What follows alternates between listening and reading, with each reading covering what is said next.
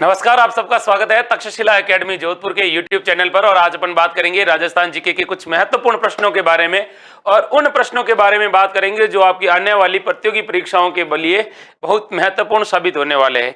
इस क्लास की सबसे बड़ी विशेषता ये होती है कि इस क्लास में हर एक सवाल का पोस्टमार्टम होता है, जो आपकी आने वाली तैयारी में 4 चांद लगाएगा। जब आप इस क्लास को स्टार्ट से लास्ट तक देखोगे तो आप जरूर इससे कुछ न कुछ नया सीखोगे, और नया सीखना ही विद्यार्थी का क्या होता है भाई, धर्म होता है। पुरानी बातों को भूल जाना चाहिए, हमेशा अच्छी चीजें जीवन में ग्रहण करनी चाहिए। अलवर क्षेत्र की एक लोक देवी के रूप में किसे मान्यता है, तो अलवर क्षेत्र की लोक देवी किसे कहा जाता है, ये आपको बताना है। 4 ऑप्शन है आपके सामने, और पहला ऑप्शन है सुगाली माता, सिचियाई माता, जिलानी माता और लटियाल माता। पूछा क्या है आपसे, पूछा आपसे ये है कि अलवर क्षेत्र की लोक देवी बता दीजिए भाई। बेहतरीन सवाल है और बेहतरीन तरीके से आपको क्या देना है, जवाब देना है। बताइए, बेहतरीन सवाल का बेहतरीन जवाब देना है। ऐसे सवाल अक्सर प्रतियोगी परीक्षाओं में पूछ लिए जाते हैं। तो इसका राइट आंसर है सुगाली माता, सचियाई माता, जिलानी माता या लटियाल माता। बताइएगा भाई। Very good, Jilani Mata, very good. तो जिलानी माता का मंदिर कहां पर है? जिलानी माता का मंदिर है भाई बहरोड के अंदर। बहरोड कहां पर है? अलवर के अंदर है। और इसे अलवर की लोक देवी कहा जाता है। अलवर की क्या कहा जाता है? लोक देवी कहा जाता है। कहते हैं कि जिलानी माता गुर्जर क्या थी? एक गुर्जर जाति की महिला थी, और इसी रूप में ये लोक देवी के रूप में प्रसिद्ध हो गई थी। ऐसा कहा जाता है कि जब भारत के अंदर सल्तनत काल में और मुगल काल के अंदर जब लगातार हिंदुओं का धर्म परिवर्तन हो रहा था, उस समय इन्होंने क्या किया था, जो धर्म परिवर्तन करने वाले लोगों को रोका। तो जो हिंदू धर्म में जो धर्म परिवर्तन हो रहा था, उस धर्म परिवर्तन को रोकने में अगर महत्वपूर्ण भूमिका निभाई तो वो जिलानी माता ने निभाई थी। और जिलानी माता बहरोड अलवर की रहने वाली थी। ये भी आपको क्या रखना है, याद रखना है। अब देखिए, अगला सवाल आपसे पूछा है सुगाली माता के बारे में। तो सवाल के पास में ही सवाल आपको मिला है, और वो मिला है सुगाली माता। सुगाली माता के बारे में आपसे पूछा जाएगा ये किसकी कुल देवी है, तो आप कहोगे सर सुगाली माता है ये चंपावतों की कुल देवी है। किसकी? चंपावतों की कुल देवी। चंपावतों की कुल देवी है, ये याद रखना है। और आपको पता होगा इसे 1857 की क्रांति होती है, उसकी आराध्य देवी कहा जाता है। तो 1857 क्रांति की आराध्य देवी कौन सी माता है, तो आप कहोगे सर सुगाली माता है। ऐसा कहा जाता है कि आउवा के ठाकुर कौन थे भाई? आउवा के ठाकुर थे कुशाल सिंह, और ये कुशाल सिंह की कुल देवी हुआ करती थी। आउवा के कुल ठाकुर कुशाल सिंह की ये कुल देवी हुआ करती थी। और इनका जो उस समय मंदिर था, वो मंदिर आउवा के किले में था। किसके किले में था? आउवा के किले में था। फिर भी आपसे सवाल इससे आगे पूछे तो याद रखना, कहते हैं कि माता जी के 10 तो सिर है। कितने सिर है? 10 तो सिर है, और 54 भुजाएं हैं। कितनी भुजाएं हैं? 54 भुजाएं हैं। ऐसा कहा गया कि जब बिथोड़ा के युद्ध में और चेलावास के युद्ध में ठाकुर कुशाल सिंह ने मारवाड़ और अंग्रेजों की संयुक्त सेना को 2 बार हराया और मॉक मैसन को मार दिया, तो लोगों के अंदर यह धारणा फैल चुकी थी कि साहब माता जी है इनके पास, सुगाली माता, और सुगाली माता का इनके ऊपर आशीर्वाद है।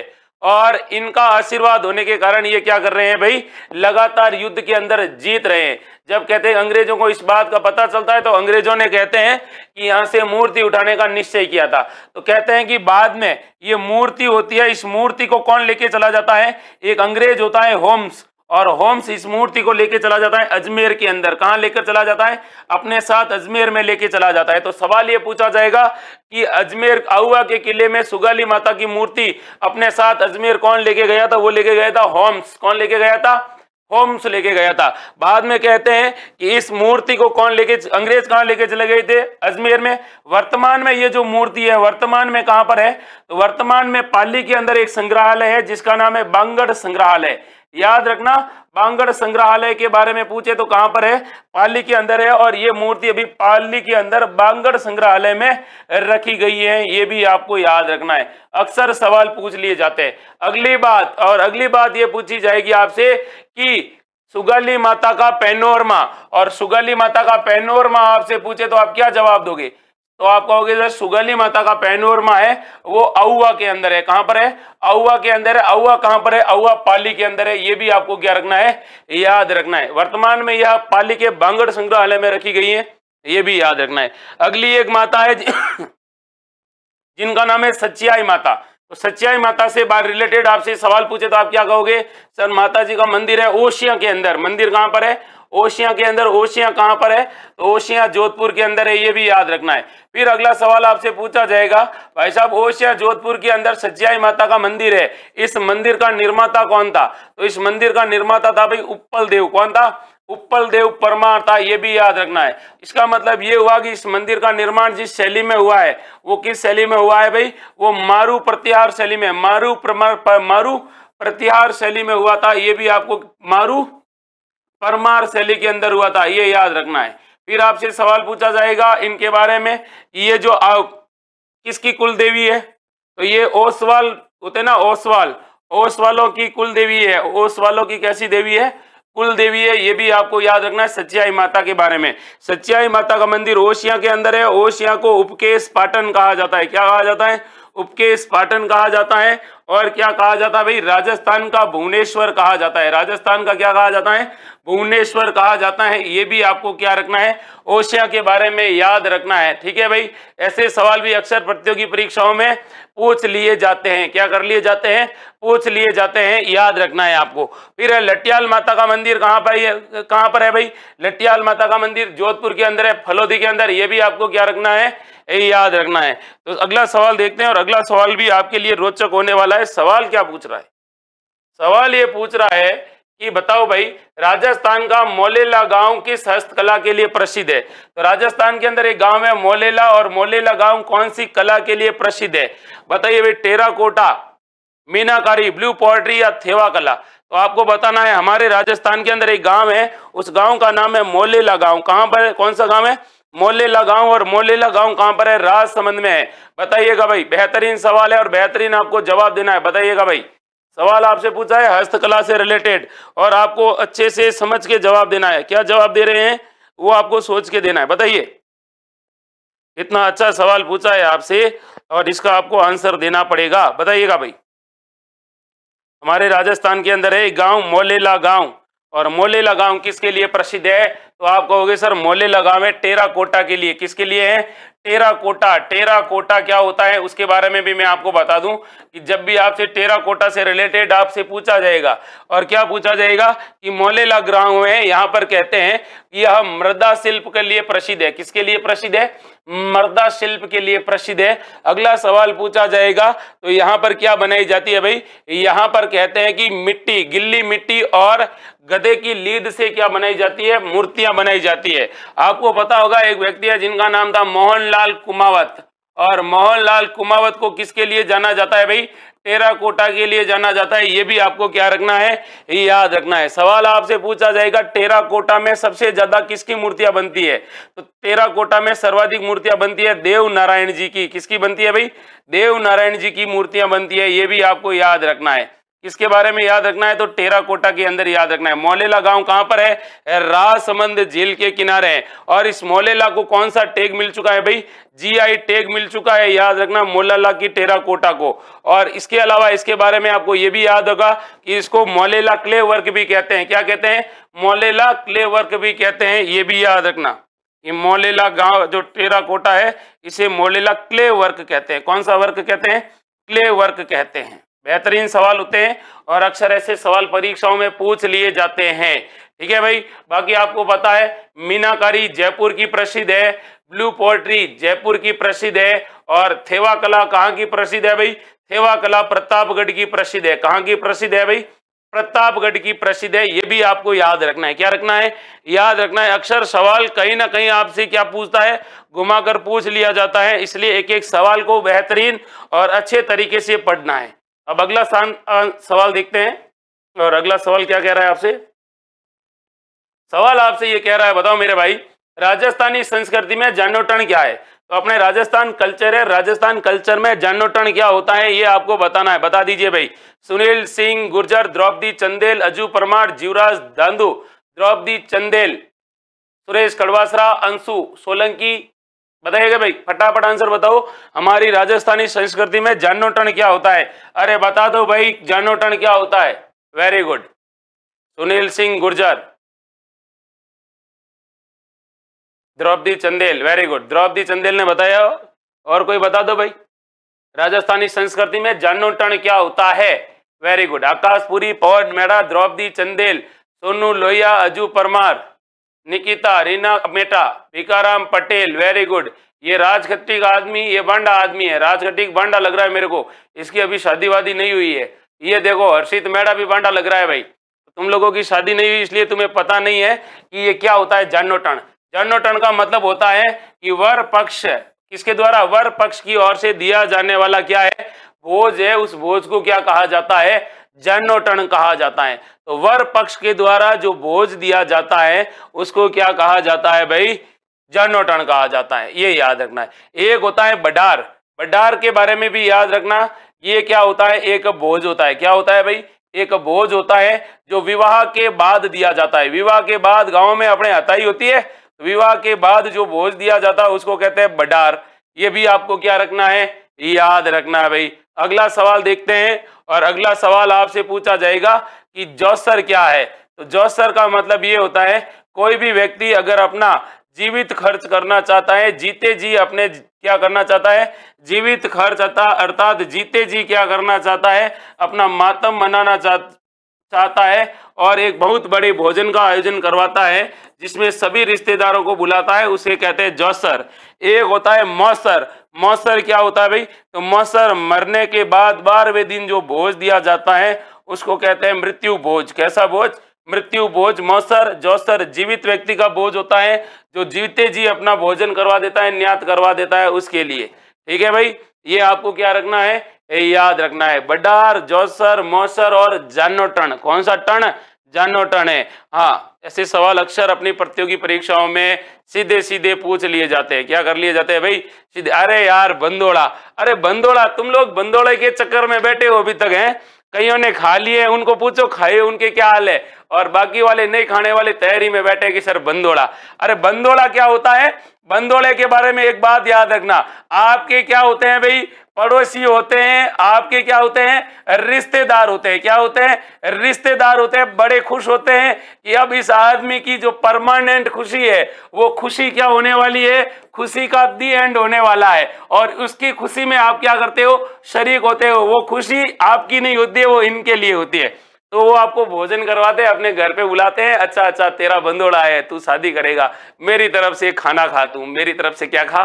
खाना खा। और जैसे ही आप खाना खाओगे वो कहेंगे वाह भाई मजा आया। तो याद रखना, ये तो क्या होता है? बंदोड़ा। बंदोड़ा भी शादी के पहले रिश्तेदारों के द्वारा जो वर पक्ष होता है, जो लड़का या लड़की होती है, उनको जो जिमण जिमाया जाता है ना, उसको कहते हैं बंदोड़ा। क्या कहते हैं भाई? बंदोड़ा कहते हैं। ये आपको क्या रखना है? याद रखना कि बंदोड़ा होता है। कईयों ने बंदोड़ा खाया है ना, उनसे पूछो, आपकी कमेंट सेक्शन में ऐसे कुछ लोग बैठे हैं, ठीक है, जो बिल्कुल अभी अपनी जिंदगी को किस तरह से मैनेज करें उनको पता है। तो इसमें भी वो होता है ना, जो खाए वो पछता है, जो नहीं खाए वो भी पछता है। खाने वाले पछता रहे और नहीं खाने वाला कहता है कि एक बार खा लेते हैं, बाद में पछताएंगे, वो जो होगा सो देखा जाएगा। ये सब क्या होता है? स्वाद का चक्कर है, इसलिए इस स्वाद के चक्कर में मत रहना, ठीक है, बाद में ये स्वाद भारी पड़ जाता है। बताइएगा भाई। अगला सवाल क्या कह रहा है आपसे? अगला सवाल ये कह रहा है कि भील जनजाति में कछाऊ कौन पहनता है? तो एक वस्त्र है, और वस्त्र क्या है? कछाऊ। और भील जनजाति में कछाऊ कौन पहनता है? इसका आपको जवाब देना है, बेहतरीन जवाब देना है। बताइए भाई। अच्छा सवाल है। पुरुष, महिलाएं, नवयुवक, लड़का या बालक, कछाऊ कौन पहनता है? हर्षित मेहरा, आकाशपुरी, राज खटीक, मोती सिंह चौहान, अजू परमार, सुनील सिंह गुर्जर, राज खटीक। बताइएगा भाई। करेक्ट आंसर बताना है। हनुमान प्रसाद शर्मा, हेमराज मीणा, द्रौपदी चंदेल, सोनू लोहिया, अजू परमार ऑफिशियल, पवन मेहरा, नितिका शर्मा। बताइए। Prem Sharma. Very good, very good. Moti Singh, Rajmal Meena, T20 2023। Very good. Aju, Akash, विकास, हर्षिता। तो इसका राइट आंसर बता दूं मैं आपको, कछाऊ कौन पहनता है भाई? बहुत बढ़िया आंसर दे रहे हो भाई। कछाऊ जो भील जनजाति की जो महिलाएं होती है ना, उन महिलाओं का क्या होता है भाई? गागरा। क्या होता है भाई? गागरा। जाओ चाहे दिल्ली चाहे आगरा, नहीं मिलेगा ऐसा गागरा। ये गागरा पहनती है भील जनजाति की महिलाएं, उसको क्या कहते हैं? गागरा कहते हैं। ये आपको क्या रखना है? याद रखना है। बाकी गागरे के ऊपर तो बहुत सारे क्या बन चुके हैं? गागरे के ऊपर बहुत अधिक क्या बन चुके हैं? गाने। मेरा अशी कली का गागरा, ये भी है ना, गागरो घूमे, ठीक है, दिल्ली घूमे, आगरा घूमे घूमे मेरा घाघरा। अब देखो भाई, आपसे सवाल पूछा जाएगा कि ये कछाऊ कौन पहनता है, तो भील जनजाति की महिलाएं होती हैं जो घुटने तक अपना पहनती है, क्या, घाघरा, उसको कहते हैं कछाऊ। अब आपसे पूछा जाएगा कटकी क्या है, तो कटकी के बारे में याद रखना, हमारे राजस्थान के अंदर भील जनजाति है, और भील जनजाति की जो अविवाहित कन्याएं होती हैं, कैसी कन्याएं, अविवाहित कन्याएं जिनकी क्या नहीं हो रखी है, शादी नहीं हो रखी है, तो भील जनजाति में अविवाहित कन्याओं के द्वारा जो घाघरा पहना जाता है, अविवाहित कन्याओं के द्वारा जो वस्त्र पहना जाता है, उसे कहते हैं कटकी। क्या कहते हैं भाई, कटकी कहते हैं। अब अगला सवाल देखिएगा, और अगला सवाल आपसे यही पूछा जाएगा कि बताओ भाई रेजा क्या है, ये कभी पूछ ले, रेजा। तो रेजा कहते हैं राजस्थान के अंदर एक जनजाति है, सहरिया जनजाति। सहरिया जनजाति के बारे में आप अच्छे से जानते हैं, और सहरिया जनजाति के अंदर जब विवाह होता है, और विवाह के अवसर पर जो महिलाएं होती है ना, विवाह पर जो महिलाएं क्या पहनती है, वस्त्र पहनती है, उसको कहते हैं रेजा। क्या कहते हैं भाई, रेजा कहते हैं। एक होता है खुशनी, तो खुशनी कौन पहनती है भाई, तो खुशनी के बारे में ऐसा कहा जाता है कि जो कंजर जाति होती है, कंजर जनजाति, और कंजर जनजाति की जो महिलाएं होती है, उन महिलाओं का क्या होता है, ये घाघरा होता है। उन महिलाओं का ये क्या होता है, घाघरा होता है, उसको क्या कहा जाता है, खुशनी कहा जाता है। ठीक है भाई, आगे बात करता हूं मैं। तो एक होता है फड़का।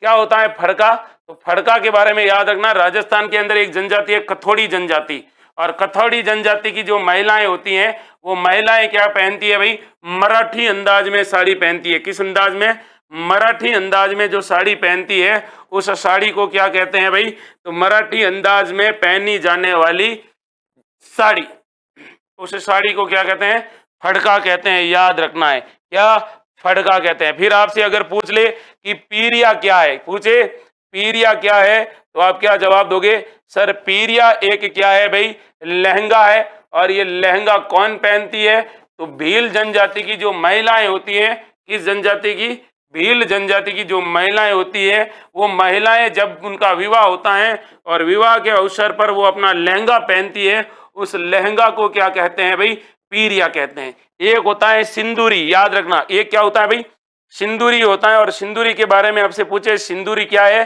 तो भील जनजाति की जो महिलाएं होती हैं, वो क्या पहनती है भाई, अपनी शादी के अवसर पर लाल रंग की साड़ी पहनती है। कैसे रंग की, लाल रंग की साड़ी पहनती है, और इस लाल रंग की साड़ी को क्या कहते हैं, पीरिया कहते हैं। ये भी आपको क्या रखना है भाई, याद रखना है भाई, क्या रखना है, याद रखना है। ऐसे सवाल जो आपको याद रखने हैं, मिसमैच नहीं करना है, डायरेक्ट एकदम क्या करना है, सही करना है। और आप बिना बताए अब वीडियो को लाइक करना है, और फिर अगले सवाल को देखते हैं। तो फटाफट वीडियो को लाइक कर दीजिए मेरे भाई। ये देखिए अगला सवाल कि राजस्थानी संस्कृति में ओलंदी क्या है। हमारे राजस्थानी संस्कृति में एक वर्ड होता है जिसका नाम होता है ओलंदी, और ओलंदी क्या है उसका आपको जवाब देना है। 4 ऑप्शन है आपके सामने, अच्छे से दबा के खींच के आपको आंसर देना है कि ओलंदी क्या होता है। विवाह का एक प्रकार है, एक देशी खेल है, नववधु के साथ जाने वाली लड़की या स्त्री है, राजस्थानी लोकगीत है। बताइएगा भाई, ओलंदी के बारे में आपसे इतना अच्छा सवाल पूछा है, बताइए, वेरी गुड। क्या पूछा है, ओलंदी के बारे में आपसे सवाल पूछा है, बताओ ओलंदी क्या है। बहुत बढ़िया, ओपी बिश्नोई, राज खटीक, पवन मेड़ा, जितेंद्र महावर, नितिका शर्मा, सोनू लोहिया, कल्पना गौतम, आशु सोलंकी, प्रेम शर्मा, वेरी गुड, रीना आमेटा, मोती सिंह जी चौहान।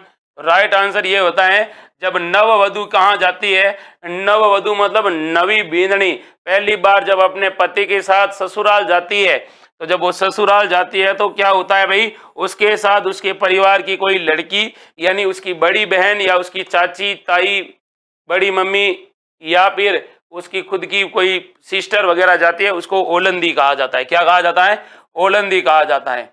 तो याद रखना कि पहली बार जब दुल्हन जाती है अपने ससुराल, तो उस समय उसके परिवार से एक महिला उसके साथ जाती है जिसका नाम होता है क्या, ओलंदी होता है। ठीक है, जिनकी शादी हुई है उनको पता है ओलंदी क्या होती है, बाकी की जिनकी नहीं हुई है उनको पता चलेगा कि मेरी पत्नी के साथ एक और महिला आई है, मतलब चक्कर क्या है मुझे समझ में नहीं आया। तो चक्कर ये होता है, आपकी पत्नी पहली बार आपके घर पे आती है, इसका मतलब ये होता है आपके परिवार वाले उसके लिए अनजान है और वो आपके लिए अनजान है, और उसका मन लगा रहे उसके लिए किसको भेजते हैं भाई? ओलंदी को भेजते हैं। किसको भेजते हैं? ओलंदी को भेजते हैं, ये याद रखना है। तो नववधु के साथ जाने वाली स्त्री को क्या कहा जाता है? ओलंदी कहा जाता है। एक बात और याद रखना है आपको, आपसे कभी सवाल पूछ ले कि देखिए भाई, जब कन्या होती ना, महिला यानी कन्या यानी वधु का जब विवाह होता है और वधु के विवाह के दौरान जब फेरे होते हैं, उस दिन क्या होता है भाई, उसके जो घर वाले होते हैं वो क्या नहीं करते हैं भाई? भोजन नहीं करते हैं और उस दिन व्रत रखते हैं। तो लड़की के विवाह के अवसर पर लड़की के परिवार के वालों के द्वारा जो व्रत रखा जाता है, जो विवाह होने के बाद, फेरे होने के बाद खोला जाता है, उस व्रत को क्या कहते हैं? ये भी आपको क्या रखना है? याद रखना है। बता दीजिए भाई, बेहतरीन सवाल है, बताइए। सवाल पूछे कि जब वधु का विवाह होता है और वधु के विवाह के समय बारात आती है, शादी के बाद में इसके जो घर वाले व्रत खोलते हैं उसको कहते हैं कन्यावल। क्या कहते हैं भाई? कन्यावल कहते हैं कि कन्या के लिए रखा गया व्रत। इसको याद रखना है आपको। फिर आपको याद रखना है एक बात और मैं आपको बता दूं, जैसे आपसे पूछा जाएगा बारना रोकना क्या है? क्या रोकना? बारना रोकना क्या है? तो बारना रोकना के बारे में ऐसा कहा जाता है कि जब बारात क्या होती है भाई, वापिस शादी वादी करके लड़का अपने घर पे आता है, तो लड़के की जो बहनें होती है वो उनको क्या करती है? बाहर गेट पे ही रोक देती है, वो भाई अंदर एंट्री नहीं है, बाहर खड़े रहना है। तो उस दौरान जो लड़की का जो भाई, लड़की के जो भाई होगा, जो दूल्हा होगा, उसकी बहनें क्या करेगी? उसको दरवाजे पर ही रोक देगी, और दरवाजे पर रोक लेगी और उनसे क्या मांगेगी भाई? रोकड़ा मांगेगी, और रोकड़ा दे। तो आपको याद रखना है कि बारना रोकना, जो दूल्हा होता है उसकी बहन के द्वारा उसकी एंट्री रोकी जाती है घर के बाहर, और उसके बदले में उससे क्या लिया जाता है भाई? खर्ची ली जाती है। उसको क्या कहते हैं? बारना कहते हैं। ये भी आपको क्या रखना है? याद रखना है। जो बांडालीन मिनक है ना, जिनकी शादी वादी नहीं हुई है, वो याद रखना, ये आपके जीवन में ऐसी ऐसी घटनाएं घटेगी, और जिनका हो रखा है उनको मत पूछो, क्योंकि दुखती रग पे कोई हाथ नहीं लगाता है। अगला सवाल देखो, चंदू जी का गड्ढा तथा बोडीगामा। चंदू जी का गड्ढा और एक है बोडीगामा स्थान किसके लिए विख्यात है? ये आपको बताना है। बताइए, बेहतरीन सवाल है और बेहतरीन जवाब देना है। चंदू जी का गड्ढा है और बोडीगामा स्थान है, वो हमारे राजस्थान में किसके लिए विख्यात है? तीर कमान के निर्माण के लिए, मीनाकारी के लिए, कुंदन कला के लिए, या जाजम छपाई के लिए? बता दीजिए भाई, बेहतरीन सवाल है। कल्पना गौतम, मोती सिंह जी चौहान, नेक देते हैं, बिल्कुल देते हैं। जीवराज दांदू, पवन मेड़ा, मोहसिन खान, राजमल मीणा। Very good. ऐसे सवालों का सीधा सीधा आंसर देना होता है आपको। आकाशपुरी, नितिका, जीवराज, कल्पना, चेतन नामा। तो इसका राइट आंसर क्या है भाई? इसका राइट आंसर आपको बताना, बताइए। हाँ, तो इसका आंसर है भाई, तीर कमान के लिए प्रसिद्ध है कौन सा गांव? बोडीगामा। और चंदू जी का गड्ढा, ये दो अलग अलग गांव हैं। तो अगर आपसे पूछे कि राजस्थान में तीर कमान के लिए प्रसिद्ध बोडीगामा गांव कहाँ है, क्या पूछे जाएगा आपसे कि तीर कमान के लिए प्रसिद्ध बोडीगामा गांव कहाँ पर है, तो आप क्या कहोगे? सर बोडीगामा गांव है, ये तो डूंगरपुर में है। कहाँ पर है भाई? डूंगरपुर के अंदर है। और फिर आपसे सवाल पूछे कि ये चंदू जी का गड्ढा कहाँ पर है, तो आप कहोगे सर बांसवाड़ा में है। किसमें है? बांसवाड़ा के अंदर है, जो तीर कमान के निर्माण के लिए क्या है भाई? प्रसिद्ध है। अब आपसे मैं कुछ बातें बताऊंगा। जैसे आपसे पूछा जाएगा राजस्थान तीरंदाजी अकादमी कहाँ पर है, राजस्थान तीरंदाजी अकादमी कहाँ पर है, अगर ये आपसे पूछे तो आप क्या जवाब दोगे?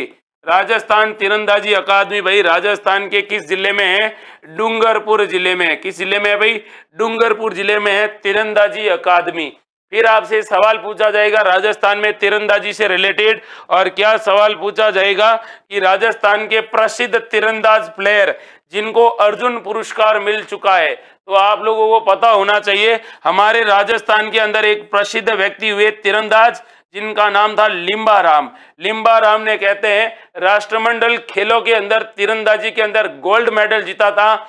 इसके अलावा लिम्बाराम का संबंध पूछे तो आप कहोगे सर तीरंदाजी से था, और इनको कौन सा पुरस्कार मिल चुका है? अर्जुन पुरस्कार। सवाल लिम्बाराम जी से रिलेटेड ये भी पूछा जा चुका है, इनका संबंध किस जिले से है? तो इनका संबंध है भाई उदयपुर जिले से। किस जिले से है? उदयपुर जिले से हैं। ये भी आपको क्या रखना है? याद रखना है। आगे बढ़ते हैं और अगले सवाल को देखते हैं। उससे पहले वीडियो को भाई ज्यादा से ज्यादा लाइक करो। मजा नहीं आ रहा है, लाइक करोगे तो अधिक आनंद आएगा, और जब अधिक आनंद आएगा तो अंदर से और भी सवाल क्या होंगे, फूट फूट कर बाहर आएंगे और अपन कूट कूट कर उसका जवाब देंगे। तो राइट आंसर देखिए अगले सवाल का। भील जनजाति में छेड़ा फाड़ना क्या है? तो भीलों में छेड़ा फाड़ना क्या है बताइएगा, 4 ऑप्शन है आपके सामने।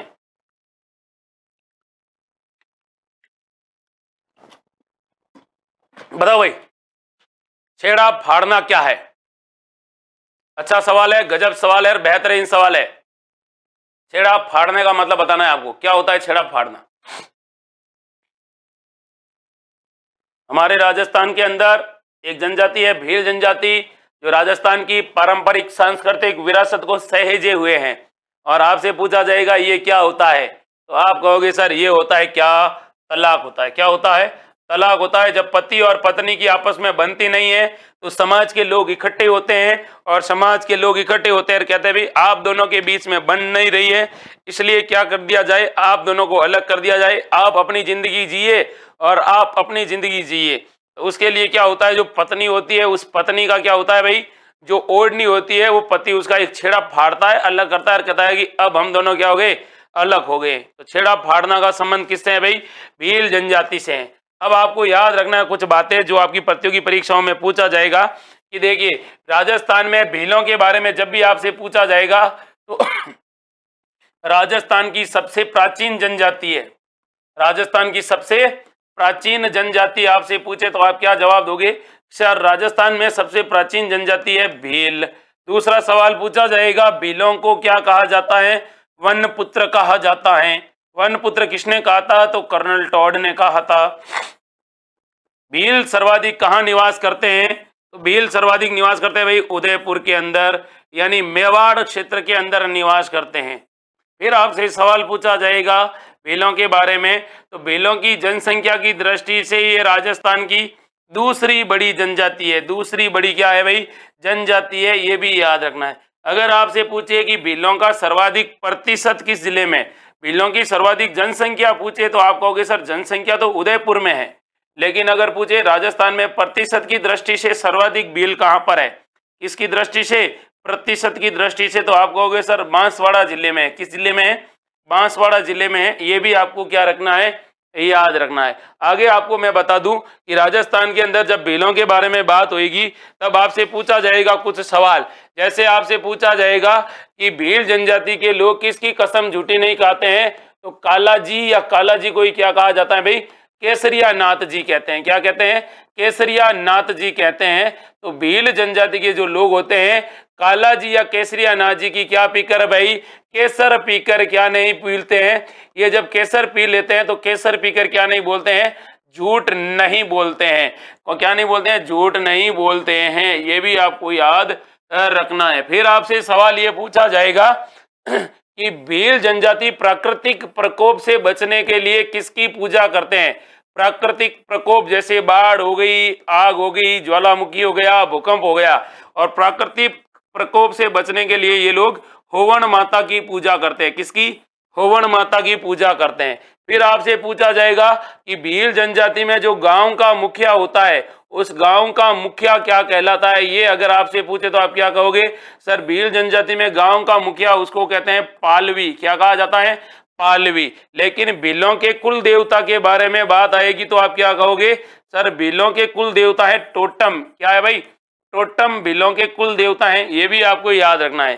फिर आपसे पूछा जाएगा भीलों का रणघोष कौन सा है, तो आपको सर भीलों का रणघोष है फायरे फायरे। क्या है भाई, फायरे फायरे हैं। ये भी आपको क्या रखना है, याद रखना है। फिर आपसे सवाल पूछा जाएगा भीलों का पवित्र वृक्ष कौन सा है, तो भीलों का पवित्र वृक्ष के बारे में आपसे पूछे आप कहोगे सर महुआ है। कौन सा है भाई, महुआ है। फिर आपसे सवाल पूछा जाएगा कि भीलों के द्वारा विवाह के अवसर पर कौन सा नृत्य किया जाता है, तो विवाह के अवसर पर जो नृत्य किया जाता है उसका नाम याद रखना भाई, हाथी मन्ना नृत्य है। कौन सा नृत्य है, हाथी मन्ना नृत्य। कब किया जाता है, तो हाथी मन्ना नृत्य भील जनजाति में विवाह के अवसर पर किया जाता है। ये भी आपको क्या रखना है, याद रखना है भाई। आगे बढ़ते हैं और अगले सवाल को देखते हैं। अगला सवाल जो अपनी स्क्रीन पर दिख रहा है वो आपको गजब दिखेगा और इसका आंसर भी देना है, और लगातार आपको वीडियो को क्या करना है भाई, लाइक करते रहना है। फिर अगला सवाल पूछा है, किस शासक, किस महाराजा के दरबार में 22 कवि, 22 ज्योतिष, 22 संगीतज्ञ और 22 विषय विशेषज्ञ रूप में गंधर्व बाईसी विद्यमान थी? तो राजस्थान के वो शासक बताने हैं जिनके दरबार में गंधर्व बाईसी रहा करती थी। इतना अच्छा पूछा है, बेहतरीन पूछा है, इसका आपको क्या देना है, जवाब देना है, बता दीजिए। गजब सवाल पूछा है आपसे, क्या पूछा है, गजब सवाल पूछा है आपसे और आपको इसका आंसर देना। बताओ भाई, इतने अच्छे सवाल का अच्छे से आपको आंसर देना है और आपको बताना है कि इसका राइट आंसर क्या हो रहा है। बताइए। महाराजा मानसिंह, मानसिंह के बाद में और आपके हैं जय सिंह, जय सिंह के बाद में भगवंत सिंह, भगवंत सिंह के बाद में प्रताप। तो अब आप मेरे को बताइए इसका राइट आंसर क्या हो सकता है, बताइएगा भाई। बेहतरीन सवाल है और बेहतरीन आंसर देना है आपको, बताइए। Very good, very good, very good, very good. तो आप लोगों ने जो आंसर बताया है, शुरुआत में सबके तुक्के आ रहे थे लेकिन अब तुक्के नहीं आ रहे, मतलब सही हो रहा है। Very good. तो इसका राइट आंसर है भाई डी। डी का मतलब कौन हुआ, सवाई प्रताप सिंह, यानी जोध जयपुर के शासक महाराजा सवाई प्रताप सिंह ने किस, जिनके दरबार में 22 कवि, 22 ज्योतिष, 22 संगीतज्ञ और 22 अलग अलग विषयों के क्या थे, विशेषज्ञ थे। तो अब सवाई प्रताप सिंह से रिलेटेड आपसे पूछे तो आपको याद रखना है कि एक तो इन्होंने हवा महल का क्या करवाया था, निर्माण करवाया था। तो इन्होंने हवा महल का क्या करवाया था, निर्माण करवाया था। किसने करवाया, सवाई प्रताप सिंह ने।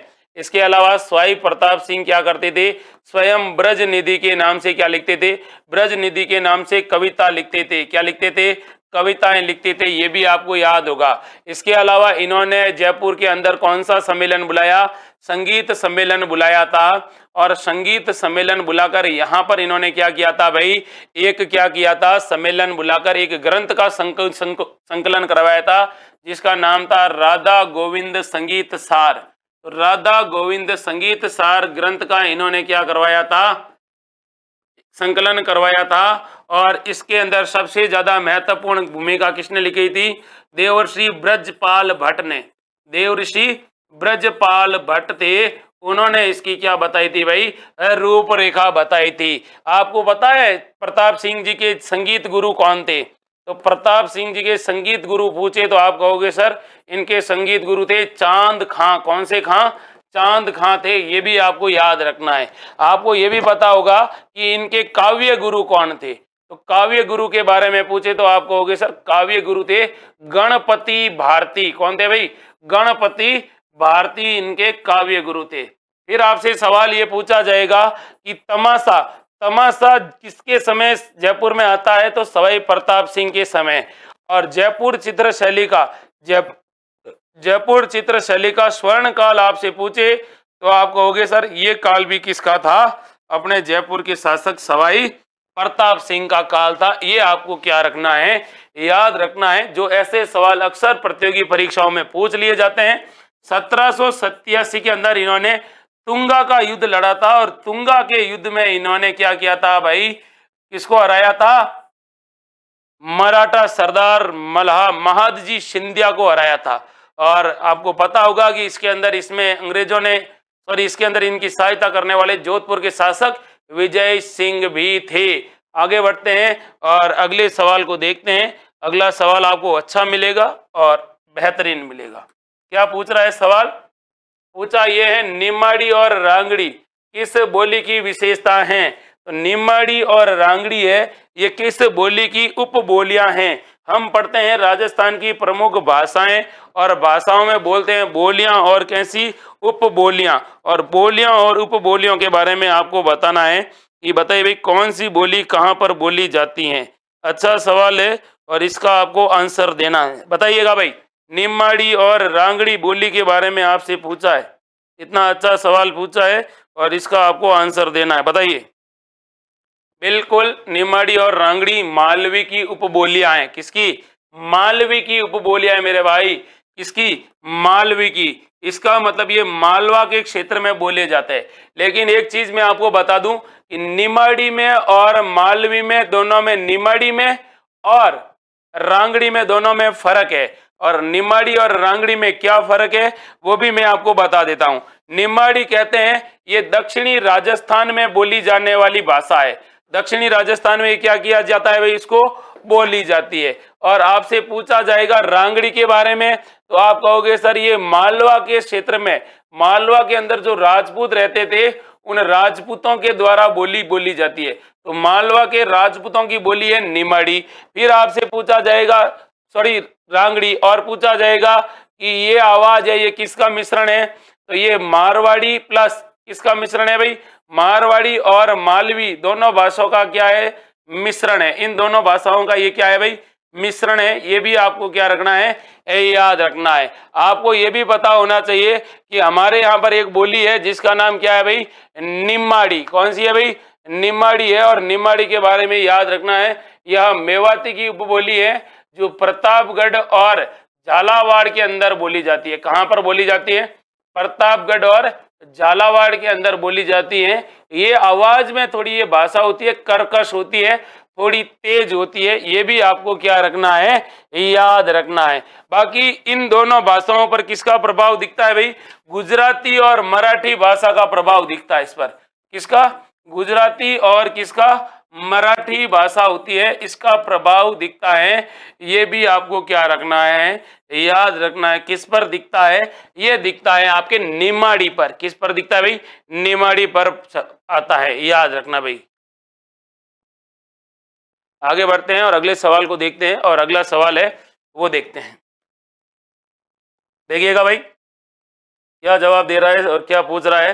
सवाल ये पूछ रहा है अलख्या संप्रदाय के संस्थापक कौन थे। तो हमारे राजस्थान के अंदर संत एवं संप्रदाय जो आपसे पूछे जाते हैं उनसे रिलेटेड आपसे पूछा है, और पूछा है अलख्या संप्रदाय का संबंध बताइए भाई। अलख्या संप्रदाय के बारे में पूछा है कि अलख्या संप्रदाय के संस्थापक कौन थे। अपने राजस्थान के अंदर प्रमुख संत एवं संप्रदाय पढ़ते हैं, और संत एवं संप्रदाय में आपसे पूछा जाता है किसके बारे में, अलख्या संप्रदाय के बारे में। अब आपको इसका क्या देना है भाई, जवाब देना है। बताइए भाई अलख्या संप्रदाय के बारे में क्या जानते हैं आप, और इसका आपको आंसर देना है। बताइए अलख्या संप्रदाय। वेरी गुड, सबसे पहले आंसर आ रहे हैं भाई।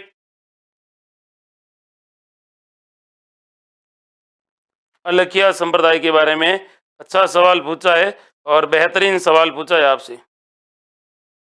इसके बारे में पूछा है अलख्या संप्रदाय के संस्थापक, बताइए भाई। Very good very good very good, दवा के आंसर आ रहे हैं आपके।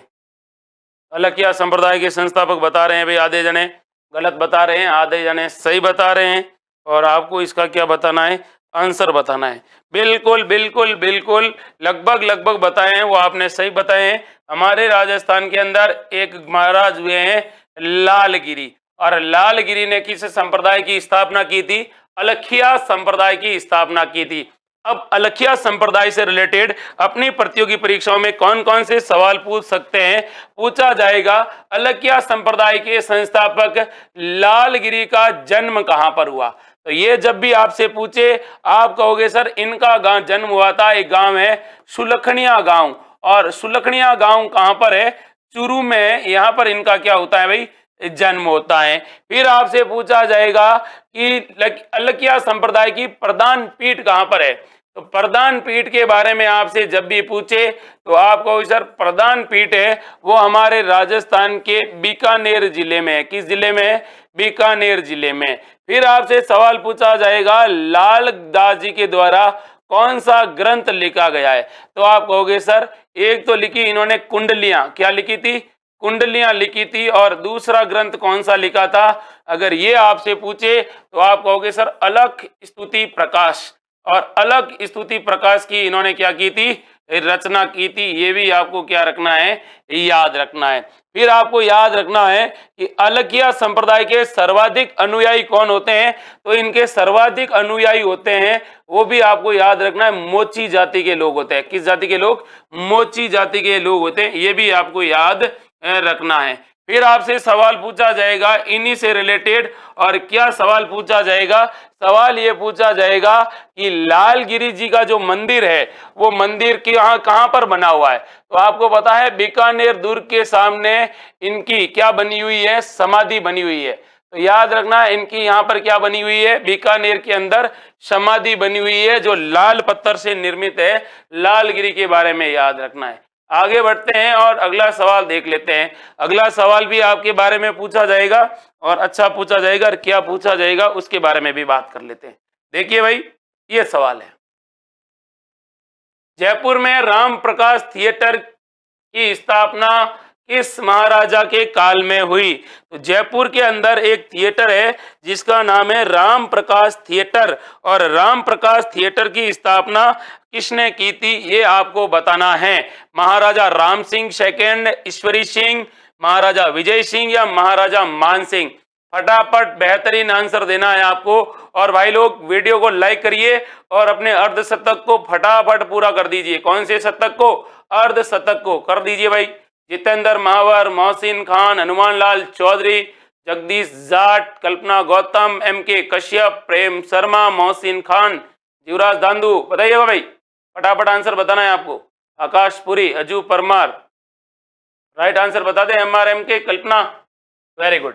तो आपसे ऐसा सवाल आपसे पूछा जाएगा तो आप क्या कहोगे? सर, जयपुर के एक शासक थे जिनका क्या नाम था? राम सिंह जी। और राम सिंह जी कौन से? राम सिंह जी सेकंड। और राम सिंह जी सेकंड के समय 1878 में, कब? 1878 के अंदर इन्होंने किसका निर्माण करवाया था? राम प्रकाश थिएटर का। 1878 में इन्होंने किसकी स्थापना की थी?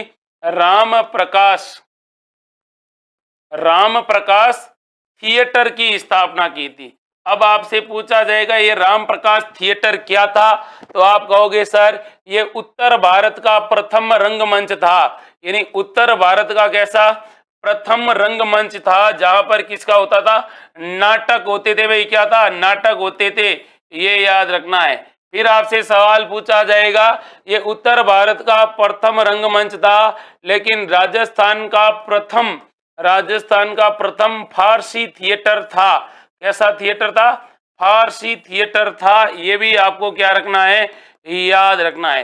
तो राजस्थान का प्रथम फारसी थिएटर क्या है? तो क्या कहोगे? राम प्रकाश थिएटर है। आपको पता होना चाहिए, बहुत सारी बातें हैं जो आपको राम सिंह जी सेकंड के बारे में याद रखनी है, और वो सवाल आपसे अक्सर क्या कर लिए जाते हैं?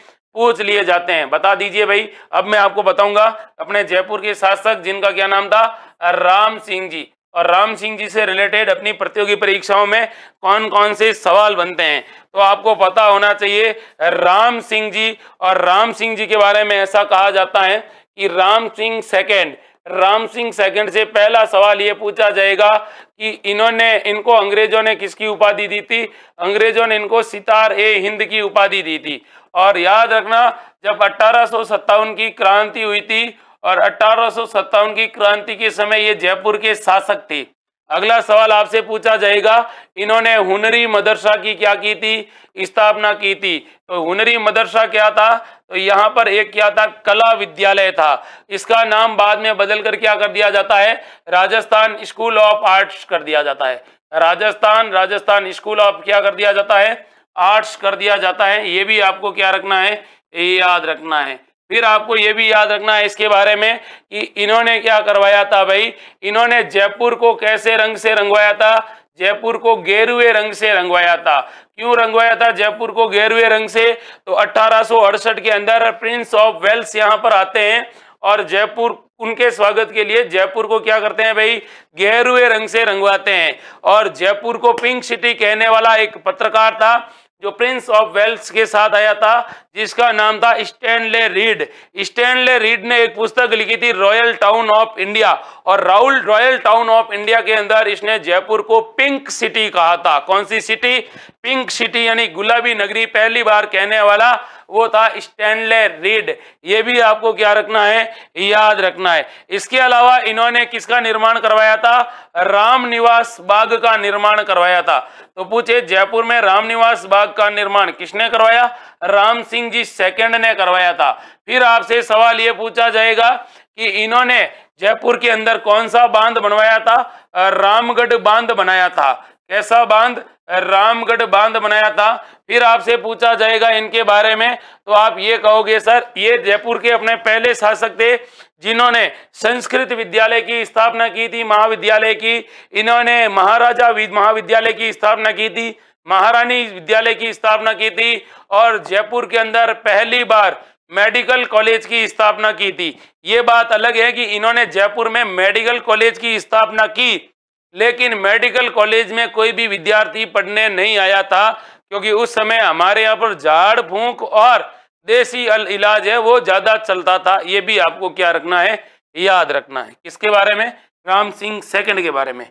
वीडियो को भाई लाइक करना है और अर्धशतक फटाफट पूरा करना है। क्या करना है, पूरा करना है। अगला सवाल जो आपसे पूछ रहा है, बम नृत्य कहाँ का प्रसिद्ध है, बताइएगा भाई। एक नृत्य है बम, बताइएगा बम नृत्य कहाँ का प्रसिद्ध है, बताना है आपको। अलवर और भरतपुर, जैसलमेर और बाड़मेर, जयपुर और अजमेर, उदयपुर और सिरोही। इतना अच्छा सवाल पूछा है, बम नृत्य, अच्छा सवाल है।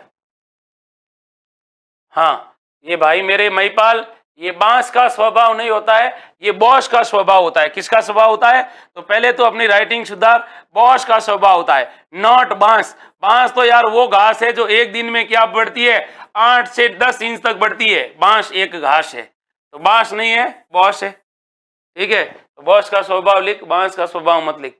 बताइएगा भाई इसका राइट आंसर क्या है। Very good.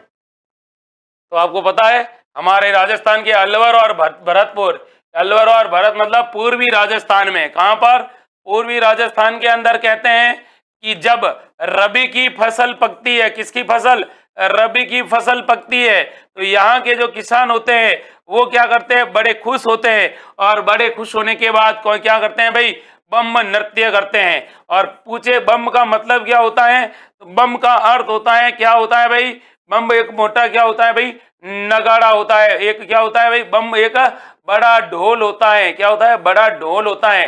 गांव के गुआड़ में रखते हैं और उसके बाद इसको बजाते हैं और बम क्या करते हैं, नृत्य करते हैं। बम किस प्रकार का वाद्य यंत्र है, तो ये औनद वाद्य यंत्र है। कैसा, औनद वाद्य यंत्र है। ये भी आपको क्या रखना है, याद रखना है। फिर मैं आपको बता दूं हमारे राजस्थान के अंदर ये जो बम नृत्य होता है, उस समय जो महिलाएं जो गीत गाती है वो किसके गीत गाती है भाई, बम रसिया गीत गाती है। कैसे गीत, बम रसिया गीत, जिन्हें रसिया गीत भी कहा जाता है। ये भी याद रखना है। ठीक है, अच्छा सवाल है, बेहतरीन सवाल है, धक्का नहीं देना है रे भाई, धक्का नहीं देना है। ठीक है, अगला सवाल है। अब बॉस का स्वभाव देखो।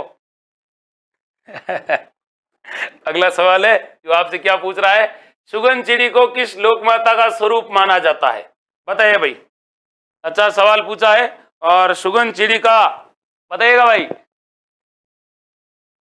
सुगन चिड़ी को किसका अवतार माना जाता है, बताइए। अच्छा सवाल है, बेहतरीन सवाल है, गजब सवाल पूछा है आपसे। बताइए भाई, सुगन चिड़ी का अवतार किसको माना जाता है। इतना अच्छा, इतना बेहतरीन सवाल पूछा है, इसका आपको क्या देना है, आंसर देना है। बताइएगा भाई फटाफट, गजब सवाल पूछा है। अगर आपने पढ़ा है तो आपको याद होना चाहिए, सुगन चिड़ी का अवतार किसको माना जाता है। वेरी गुड, तो आपको पता होना चाहिए सुगन चिड़ी का अवतार। Very good, very good, very good, very good. अच्छा सवाल पूछा है आपसे और बेहतरीन सवाल पूछा है। बताइए भाई, वेरी गुड। तो आपको पता होना चाहिए हमारे राजस्थान के अंदर एक माता है जिनका नाम है स्वांगिया माता। कौन सी माता है भाई, स्वांगिया माता है। स्वांगिया माता के बारे में याद रखना। इनका मंदिर कहाँ पर है, जैसलमेर के अंदर है। और जैसलमेर के जो भाटी राजवंश है, जैसलमेर का कौन सा राजवंश, भाटी राजवंश है। और भाटी राजवंश की ये कैसी देवी है भाई, कुल देवी है। भाटी राजवंश की कैसी देवी है, कुल देवी है। ये भी आपको याद रखना है, कौन सी देवी है, स्वांगिया माता है।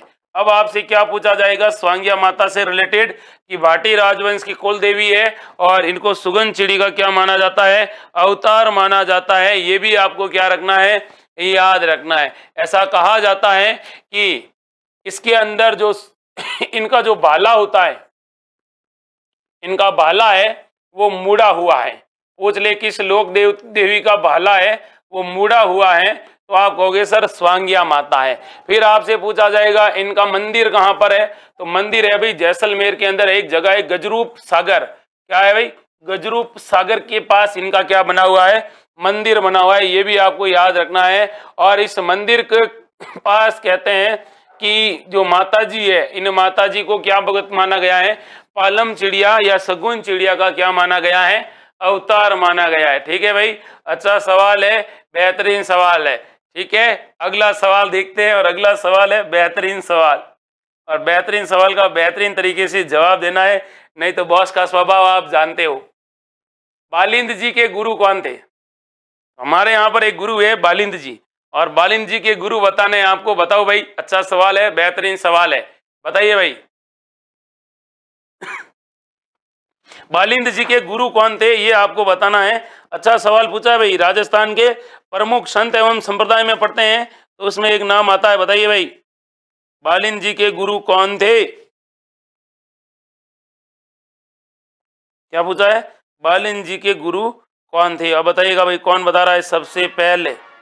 ऐसे सवाल अक्सर अपनी प्रतियोगी परीक्षाओं में क्या कर लिए जाते हैं भाई, पूछ लिए जाते हैं। तो आप बता दीजिए बालिंद जी के गुरु कौन थे?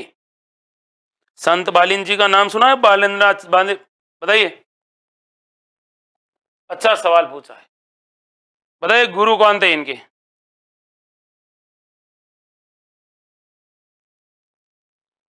अच्छा सवाल, बेहतरीन सवाल है। बालिंद जी के गुरु आपसे पूछे हैं और आपको इसका आंसर देना है। Very good. रामचरण जी, सुंदरदास जी, मंगलाराम जी या दादू दयाल जी, गुरु पूछा है भाई आपसे। Very good, very good, very good. तो इनके गुरु थे संत दादू दयाल। किसके? बालिंद जी के बारे में। बालिंद जी के बारे में आपको याद रखनी है दो तीन बातें जिनके बारे में आपको पता नहीं है, अगर पता है तो भी इतनी नहीं है। पहला सवाल आपसे पूछे बालिंद जी के बारे में कि इनका जन्म कहाँ पर हुआ या बचपन का नाम क्या था, तो इनमें इनको बचपन में कहा जाता था बलवंत, बलवंत। ठीक है, नाम इनका बलवंत थे, बलशाली थे, इसलिए इनको बालिंद जी कहा गया था। फिर आपको ये भी पता होगा कि ये वो साधु थे जिन्होंने क्या किया था भाई, जो साधु होते थे उन साधुओं को सैन्य प्रशिक्षण दिया था। साधुओं को कैसा प्रशिक्षण दिया था? साधुओं को सैन्य प्रशिक्षण, साधुओं को सैन्य प्रशिक्षण देने का कार्य किया था इन्होंने, ये भी आपको याद रखना है। किसने दिया था? तो बालिंद जी ने दिया था। और इन्होंने जिन साधुओं को सैन्य प्रशिक्षण दिया वो क्या कहलाए, तो आप क्या कहोगे सर? वो कहलाए थे लश्करी। क्या कहा जाता थे? लश्करी कहलाए। फिर ऐसा कहा जाता है कि इन्होंने औरंगजेब के समय लगभग 52 देव मूर्तियां, औरंगजेब था ना, ये मतलब अपना गुरु मानते थे दादू दयाल को, लेकिन औरंगजेब के समय इन्होंने लगभग 52 मूर्तियां थी, वो जो 52 मूर्तियां राजस्थान में इन्होंने क्या करवाई थी? स्थापित करवाई थी। ये भी आपको क्या रखना है? ये याद रखना है। फिर आपको ये भी पता होना चाहिए कि ये जो बालिंद जी है, इन बालिंद जी के बारे में ऐसा कहा जाता है कि इन्होंने हरिद्वार के अंदर जब धार्मिक विद्रोह हुआ था, हरिद्वार के अंदर कैसा विद्रोह हुआ था? धार्मिक यानी धर्म को लेकर विद्रोह हुआ था। उस धार्मिक विद्रोह के अंदर इन्होंने क्या किया था? साधुओं का सैन्य नेतृत्व किया था। जो साधु थे उन साधुओं का कैसा नेतृत्व किया था? सैन्य नेतृत्व किया था। ये भी आपको याद रखना है भाई। आगे बढ़ते हैं और अगले सवाल को देखते हैं। और अगला सवाल अपने बेहतरीन सवाल है, आपको याद रखना है।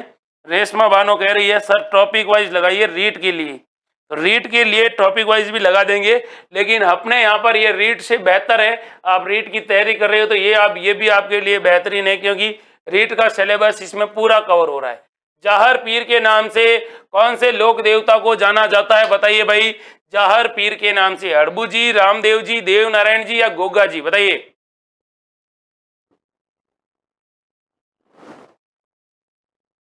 अच्छा सवाल है, बेहतरीन सवाल है। हमारी क्लास का टाइम मेरे भाई रहता है 8:30 बजे से, 8:30 बजे से ये शुरू होती है, लेकिन खत्म कब होती है ये मुझे नहीं पता है। खत्म तब होती है तब करीब करीब मेरा टारगेट रहता है कि 1500 सवाल, कितने सवाल, 1500 सवाल मैं सॉल्व नहीं करवा दूं तब तक खत्म नहीं करता हूं। और इसके लिए अपने को लगभग लगभग 2 घंटे 15 मिनट का टाइम लगता है, या एवन एन एवरेज 1.25 घंटे से 2.25 घंटे के बीच में टाइम लगता है। तो आपको बताना है भाई जाहर पीर के नाम से कौन जाना जाता है, बताइए। राजस्थान के लोक देवता पढ़े हैं आपने, और लोक देवता में एक लोक देवता पढ़े हैं, और उन लोक देवता का नाम आपको बताना है कि जाहर पीर के नाम से कौन जाना गया था। Very good very good very good. जाहर पीर के नाम से जाने जाते हैं गोगा जी। क्या? गोगा जी। अब गोगा जी के बारे में आपको मैं बताऊं तो आपको याद रखना है, गोगा जी से रिलेटेड आपको क्या पूछा जाएगा, सवाल आपसे पूछा जाएगा, इनको क्या कहा जाता है, सांपों का देवता। किसका देवता? सांपों का देवता, द गॉड ऑफ स्नेक्स। फिर आगे देखिए आपसे पूछा जाएगा, इनको कहा जाता है जाहर पीर। कौन सा पीर? जाहर पीर कहा जाता है। इनका जन्म कब हुआ था? तो इनका जन्म हुआ था भाई भाद्रपद कृष्ण नवमी। और भाद्रपद कृष्ण नवमी को क्या कहते हैं भाई? भाद्रपद कृष्ण नवमी को कहते हैं भाई गोगा नवमी। कौन सी नवमी? गोगा नवमी। फिर आपसे पूछा जाएगा भाई बताओ इनकी माता कौन थी? तो माता का नाम पूछे तो बाछल, पिता का नाम पूछे तो क्या करोगे? जेवर जी। पिता का नाम क्या था? जेवर जी था। फिर आपसे पूछा जाएगा गुरु कौन थे भाई? तो गुरु थे इनके गोरखनाथ। कौन से नाथ? गोरखनाथ थे। फिर आपसे पूछा जाएगा गोगा जी के घोड़े का नाम क्या था? तो गोगा जी के घोड़े के नाम के पूछे तो आप क्या कहोगे? घोड़ा था भाई नीला, नीला घोड़ा था। गोगा जी का जो झंडा होता है उस झंडे को क्या कहते हैं भाई? निशान कहते हैं। क्या कहते हैं? निशान कहते हैं। फिर आपसे सवाल पूछा जाएगा कि गोगा जी की याद में कौन सा नृत्य किया जाता है? तो गोगा जी की याद में नृत्य किया जाता है भाई कौन सा? तो आप कहोगे सर सांकड़। क्या? सांकड़। इनका जो पुजारी होता है वो कौन होता है भाई? वो होता है चायल जाति का। किस जाति का? चायल जाति का। कहते हैं कि इनके मंदिर के अंदर जो एक होता है मुस्लिम पुजारी और एक होता है हिंदू पुजारी। तो राजस्थान में सांप्रदायिक सद्भाव के देवता के रूप में भी ये क्या होते हैं? पूजे जाते हैं। तो एक मुस्लिम पुजारी और एक हिंदू पुजारी होता है। आपको ये भी पता होगा कि गोगा जी को जाहर पीर किसने कहा था? तो ये क्या था? गजनवी ने, क्योंकि इन्होंने गजनवी के साथ क्या किया था? युद्ध किया था। फिर आपसे पूछा जाएगा इनके बारे में कि गोगा जी थे, इन गोगा जी के मौसेरे भाई का क्या नाम था? तो गोगा जी के भाई थे जिनका नाम था मौसेरे भाई। मौसेरे मतलब मासी के बेटे भाई, जिनका नाम था अर्जन और सर्जन। अर्जन और सर्जन। फिर आपसे पूछा जाएगा गोगा जी के सहयोगी कौन थे? तो गोगा जी के सहयोगी से आप क्या कहोगे? चांदा, डेमा और हरमल। चांदा, डेमा और कौन था भाई? हरमल। ये भी आपको क्या रखना है? याद रखना है। फिर आगे देखिए गोगा जी के बारे में पूछ ले तो आपको याद रखना है कि इनके मंदिर का निर्माण किसने करवाया था? तो मंदिर की जो आकृति है वो है मकबरे नुमा। कैसी नुमा है भाई? मकबरे नुमा इनकी आकृति है। और मकबरे नुमा मंदिर की आकृति का निर्माण इसलिए है क्योंकि इसका निर्माण करवाने वाला था फिरोज शाह तुगलक। कौन था भाई? FST था। ये भी आपको याद रखना है। बाकी आगे सवाल देखते हैं और अगले सवाल की तरफ बढ़ लेते हैं। अगला सवाल आपको क्या कहता है, देखिएगा। सवाल आपको ये कह रहा है भाई कि मेवात क्षेत्र विकास कार्यक्रम के अंतर्गत निम्न में से किन जिलों को शामिल किया गया है? मेवात क्षेत्रीय विकास कार्यक्रम में किन जिलों को शामिल किया गया है आपको बताना है। आपके सामने कितने ऑप्शन है? आपके सामने 4 ऑप्शन है। बताओ भाई। मेवात क्षेत्रीय विकास कार्यक्रम, इतना अच्छा और इतना बेहतरीन सवाल पूछा है और आपको क्या करना है भाई? इसका आंसर देना है। बता दीजिए भाई। अच्छा सवाल पूछा है आपसे और अच्छे से आपको क्या देना है? जवाब देना है। बताइए। मेवात क्षेत्र कार्यक्रम, बेहतरीन सवाल पूछा है आपसे और आशा करता हूं कि ये सवाल आप सबका सही हो। बताइए। मेवात क्षेत्रीय कार्यक्रम, बेहतरीन सवाल है भाई और अच्छा सवाल है। मेवात क्षेत्र कार्यक्रम, very good very good very good. आप कह रहे हो सर अलवर और भरतपुर के अंदर है। क्या बता रहे हो आप? अलवर और भरतपुर के अंदर बता रहे हो। मेवात क्षेत्र कार्यक्रम किससे रिलेटेड है? तो आप कहोगे सर मेवात क्षेत्र से संबंधित कार्यक्रम है जो अलवर और भरतपुर के अंदर चलाया गया था, ये याद रखना।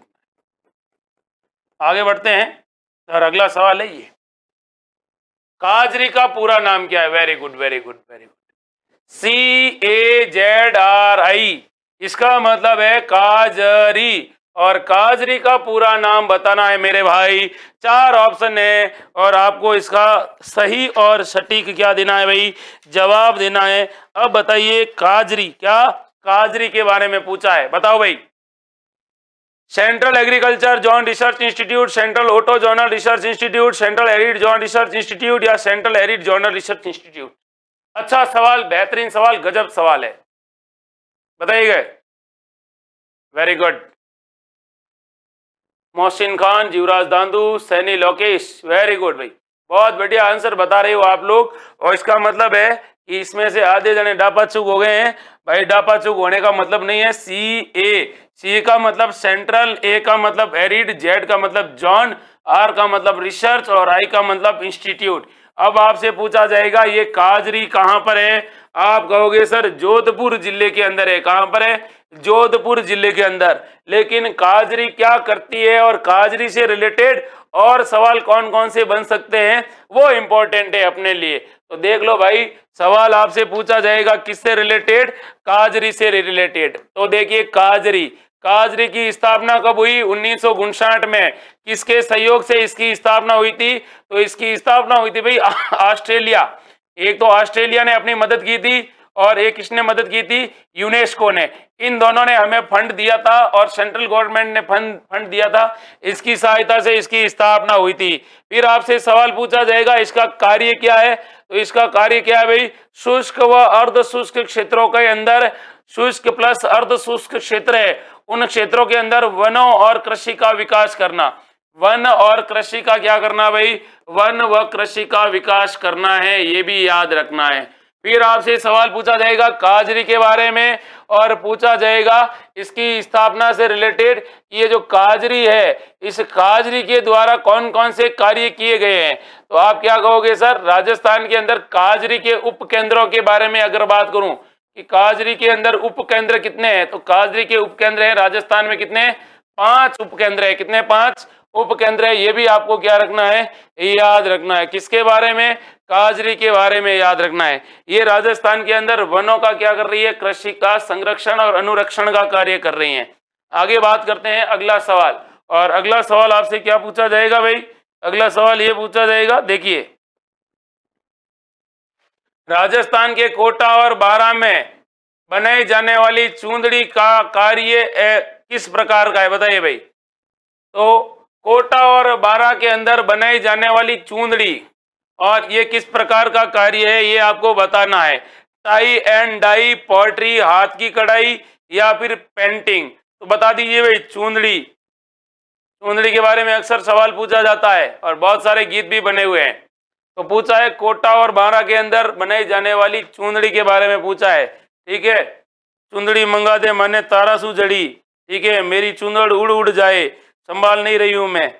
ठीक है, ये भी आपको याद रखना है। और चुंदड़ी से रिलेटेड कौन कौन से है भाई? चुंदड़ी जयपुर शू मंगाई, बताओ भाई सारा बीरा, जयपुर जाइजो आता तो लाइजो तारारी चुंदड़ी। बहुत सारे गीत है चुंदड़ी के ऊपर। और ये चुंदड़ी वाले गीत है वो कैसे गीत है भाई?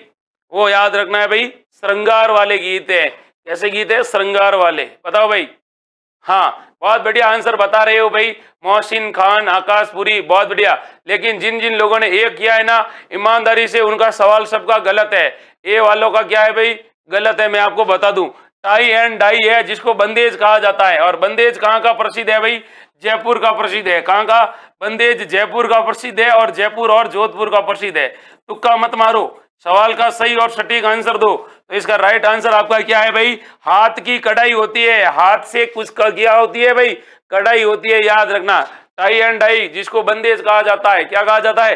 बंदेज। टाई का मतलब बांधो और डाई का मतलब सुखाओ, याद रखना है आपको। ठीक है, और पेंटिंग नहीं है, ब्लू पोएट्री का निर्माण तो जयपुर का है, ये तो आपको पता है। और पेंटिंग, पेंटिंग में भी नहीं है। इतना अच्छा सवाल दिया है आपको, ओ नो कर रहे हो, ओ यस कर रहे हो, ये ओ नो ओ यस ओ या शब्द छोड़ दो, बाकी आप पढ़ने लग जाओगे क्योंकि आपके लक्षण खराब पड़ चुके हैं। अब राइट आंसर दीजिए भाई, बेहतरीन सवाल है और बेहतरीन जवाब देना है आपको। और अगला सवाल है ये वाला,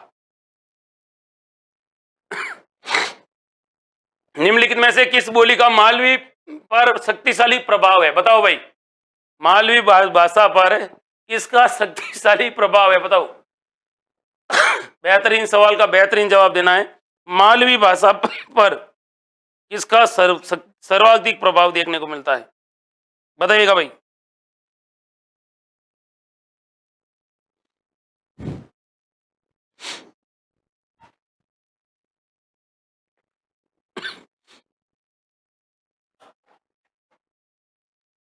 अच्छा सवाल है और आपको आंसर देना है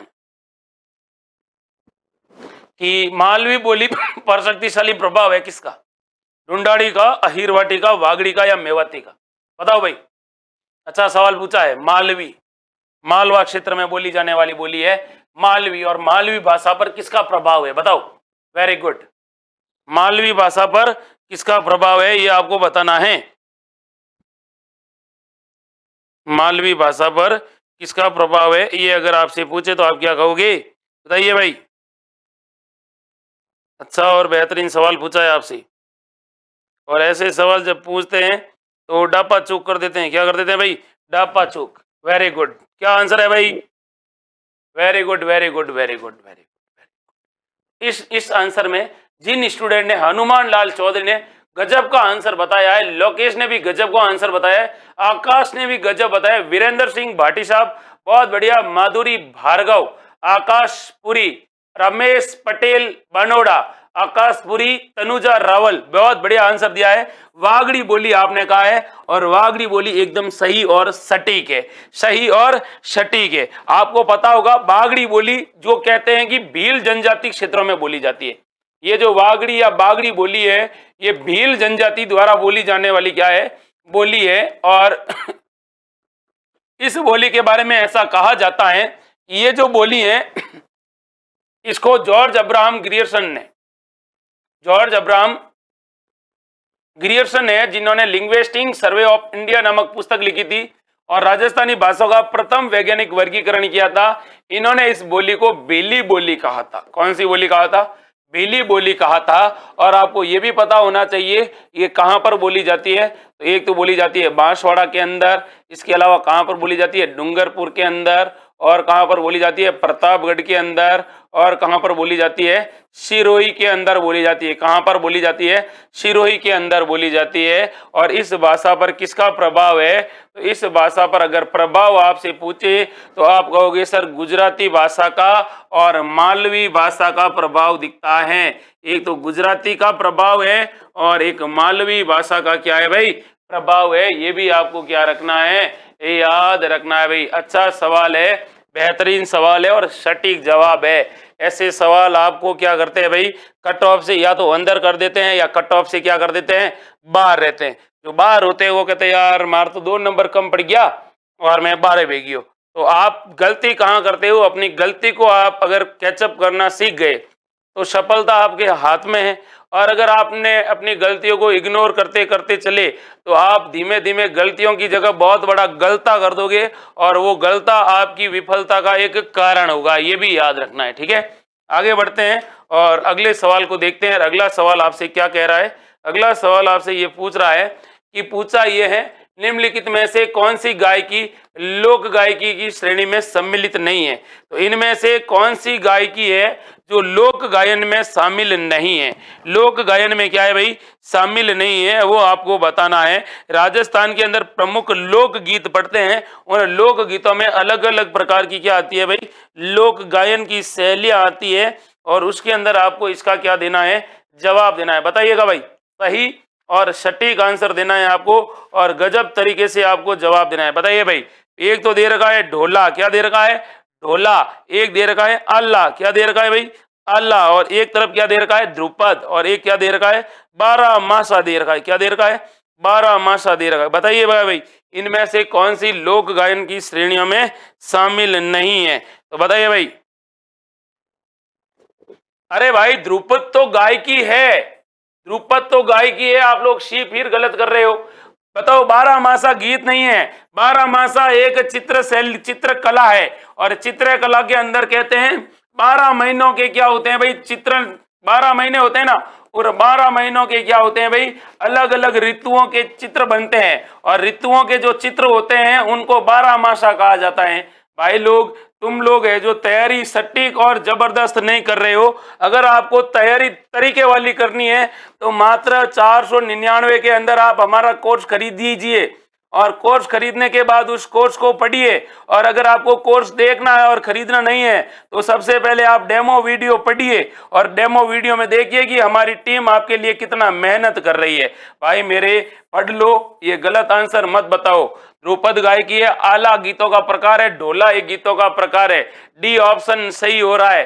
12 मासा क्या है भाई, 12 महीनों के जो चित्र होते हैं अलग अलग चित्र शैलियों में, ये याद रखना है भाई। ठीक है, बेहतरीन सवाल का बेहतरीन जवाब देना है, इस तरह से डापा चूक नहीं होना है। ये डापा चूक हो गए तो फिर ध्यान रखना, जिंदगी खराब हो जाएगी। हर सवाल में डापा चूक थोड़ी होते हैं। आप सब लोग कंपटीटर हो और क्या कर रहे हो, इस बेरोजगारी के बुरे दौर से गुजर रहे हो।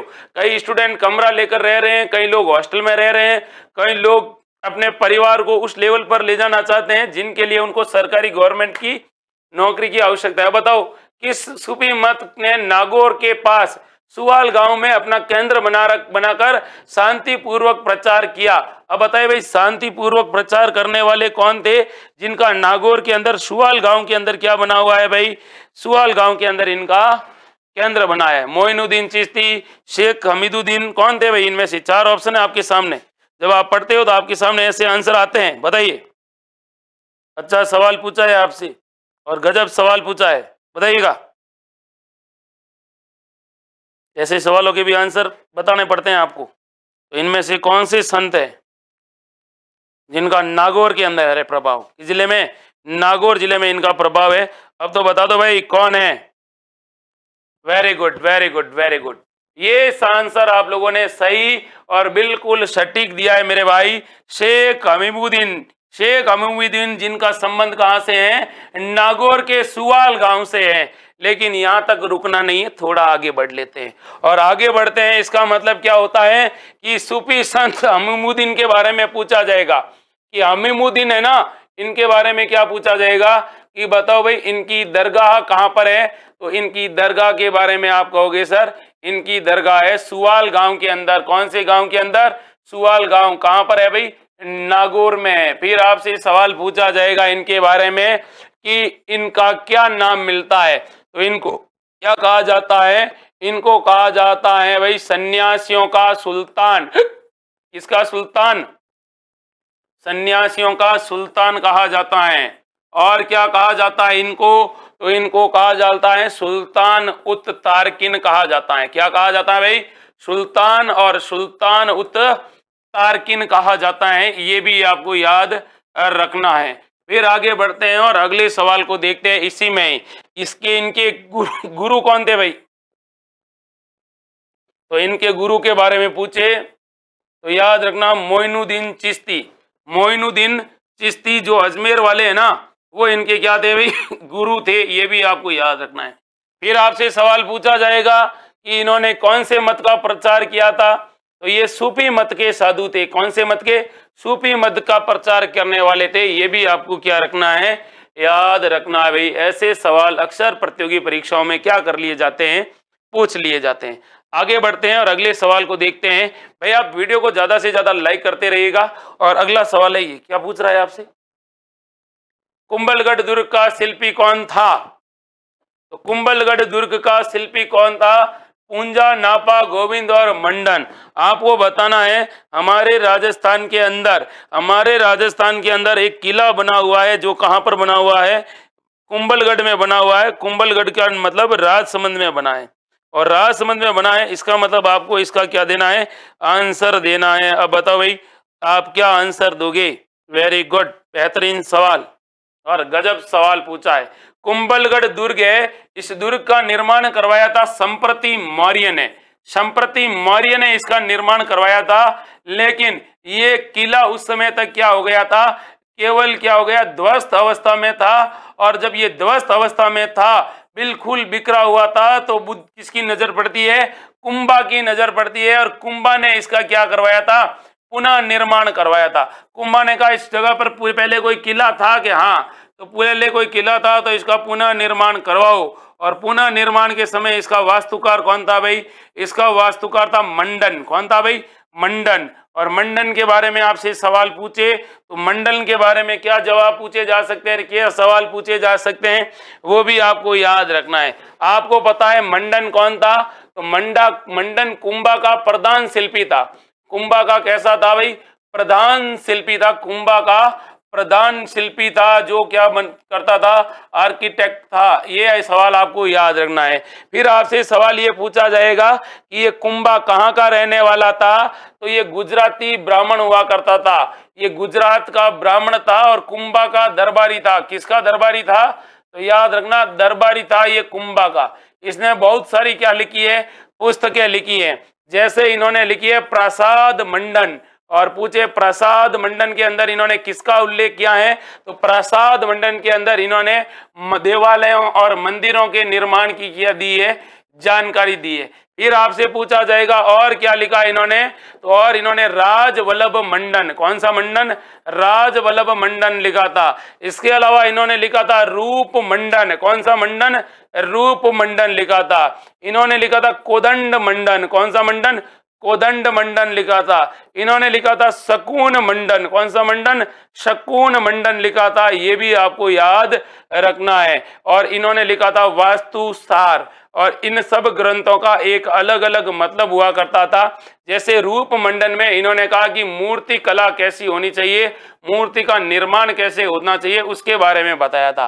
राजवल्लभ के बारे में इन्होंने मूर्ति का, इसमें तो मूर्ति की आकृति और इसमें मूर्ति निर्माण के समय किन किन चीजों की आपको आवश्यकता होगी और किस प्रकार मूर्ति का पत्थर होना चाहिए। फिर लिखा कोदंड मंडन में इन्होंने कहा कि धनुष का निर्माण कैसे किया जाता है, अच्छा धनुष कैसे होता है। फिर देखिए शकुन का मतलब होता है शकुन और अपशकुन के बारे में इन्होंने क्या दी थी, जानकारी। फिर लिखा इन्होंने वास्तुसार, और वास्तुसार के अंदर इन्होंने वास्तुकला की क्या दी थी, जानकारी दी थी। सवाल देखो आजकल ये पूछा जा सकता है कुंभा द्वारा लिखित इस ग्रंथ के अंदर किस प्रकार की जानकारी मिलती है, ये इस प्रकार से सवाल पूछे जाते हैं। अगला सवाल देखते हैं, और अगला सवाल अपनी स्क्रीन पर है और उसका जवाब आपको देना है। सवाल क्या पूछ रहा है, सवाल ये पूछ रहा है भाई, देखिए स्वामी दयानंद सरस्वती ने उदयपुर में किस संस्थान की स्थापना की।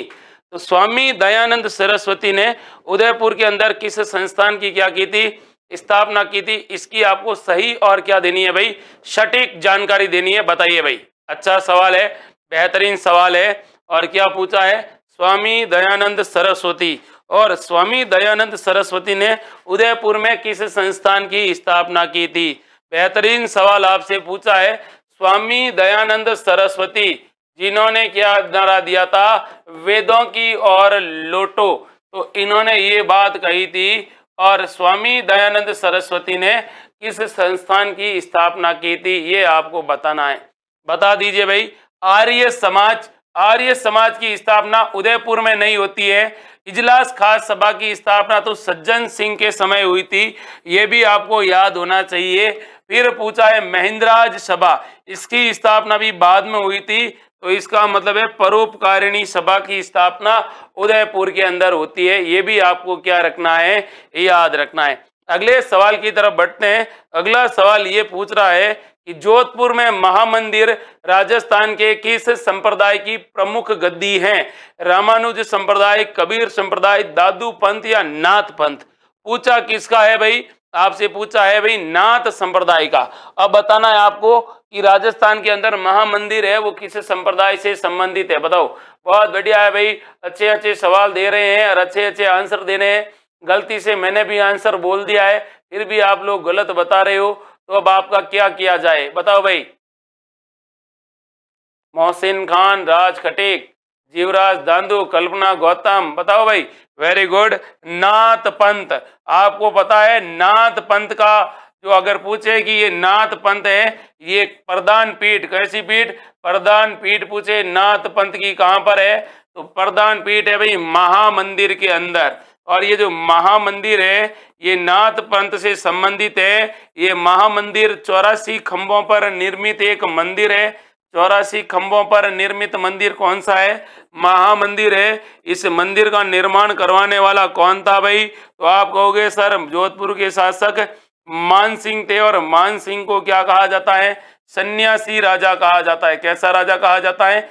सन्यासी राजा कहा जाता है। ये भी आपको याद रखना है। आपको पता है जोधपुर के अंदर है उदय मंदिर, और उदय मंदिर का भी संबंध किससे है भाई? नाथ संप्रदाय से है। ये भी आपको क्या रखना है? याद रखना है भाई। आगे बढ़ते हैं और अगली क्लास देखते हैं और अगला सवाल देखते हैं। और अगला सवाल अपनी स्क्रीन पर है। वो आपसे क्या पूछ रहा है भाई? आपसे ये पूछ रहा है कि देखिए शीश फूल नामक आभूषण शरीर के किस अंग पर पहना जाता है? भाई साहब प्रश्न में ही आंसर छिपा हुआ है, बता दीजिए भाई। आपकी पूरी क्लास कहाँ देखने को मिलेगी? तो देखिए भाई आपको पूरी क्लास देखने के लिए कहाँ मिलेगी? तो आप जो ऐप है ना वीडियो देख रहे हो, इस वीडियो के अंदर ही आपको क्या मिलेगी? जो ये चैनल है ना, इस चैनल के अंदर बहुत सारी क्लासें मिल जाएगी मेरी। तो शीश फूल आभूषण शरीर के किस अंग पर पहना जाता है रे? बता दो। बहुत बढ़िया आंसर है और बहुत बढ़िया सवाल है। ऐसे सवालों का गलत आंसर कभी नहीं देते हैं और दबा के क्या देते हैं भाई? आंसर देते हैं। बताओ भाई कौन सबसे पहले आंसर बता रहा है? बहुत बढ़िया भाई। ऐसे सवाल में भी अक्सर अपन क्या होते हैं?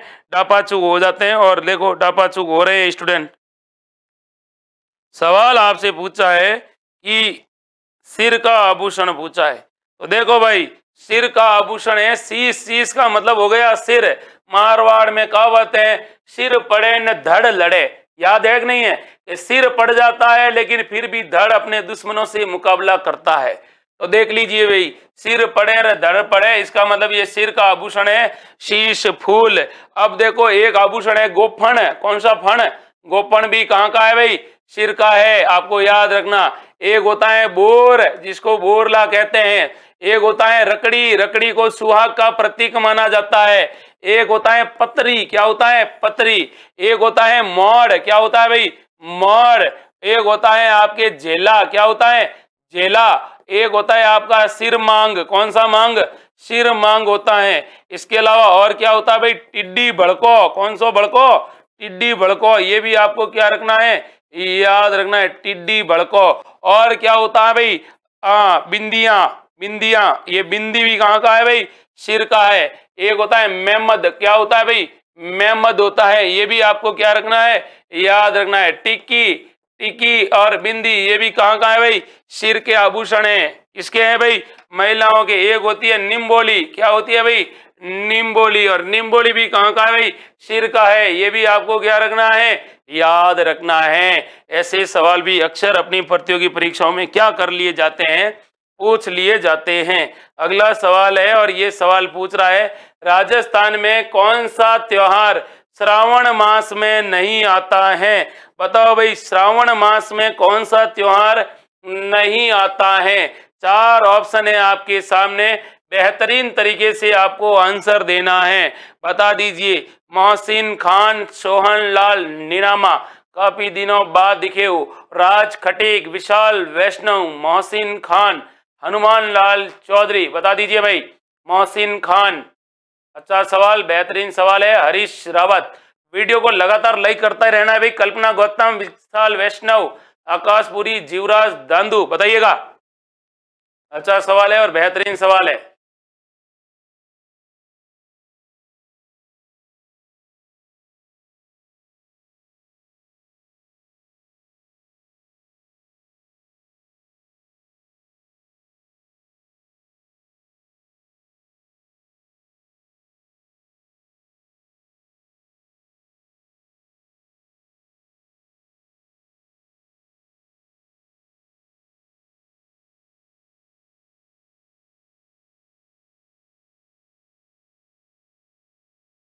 नाग पंचमी। नाग पंचमी के दिन नाग देवता की पूजा होती है। किसकी पूजा होती है?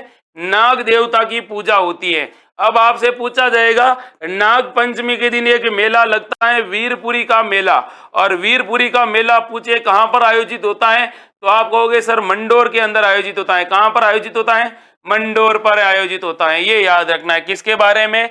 श्रावण कृष्ण पंचमी के बारे में। अगला सवाल देखिएगा, और अगले सवाल में पूछा जाएगा तीज।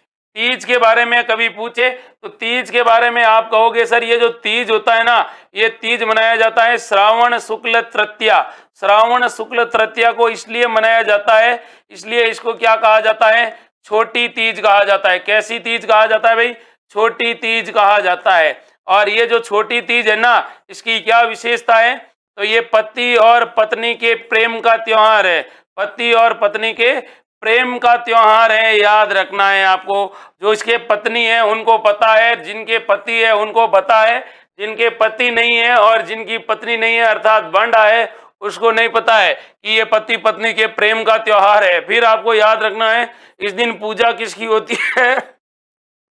शिव पार्वती की। किसकी? पार्वती की, शिव पार्वती की। फिर आपसे पूछा जाएगा तीज की सवारी कहाँ की है प्रसिद्ध है भाई? तो तीज की सवारी पूछे तो जयपुर की प्रसिद्ध है।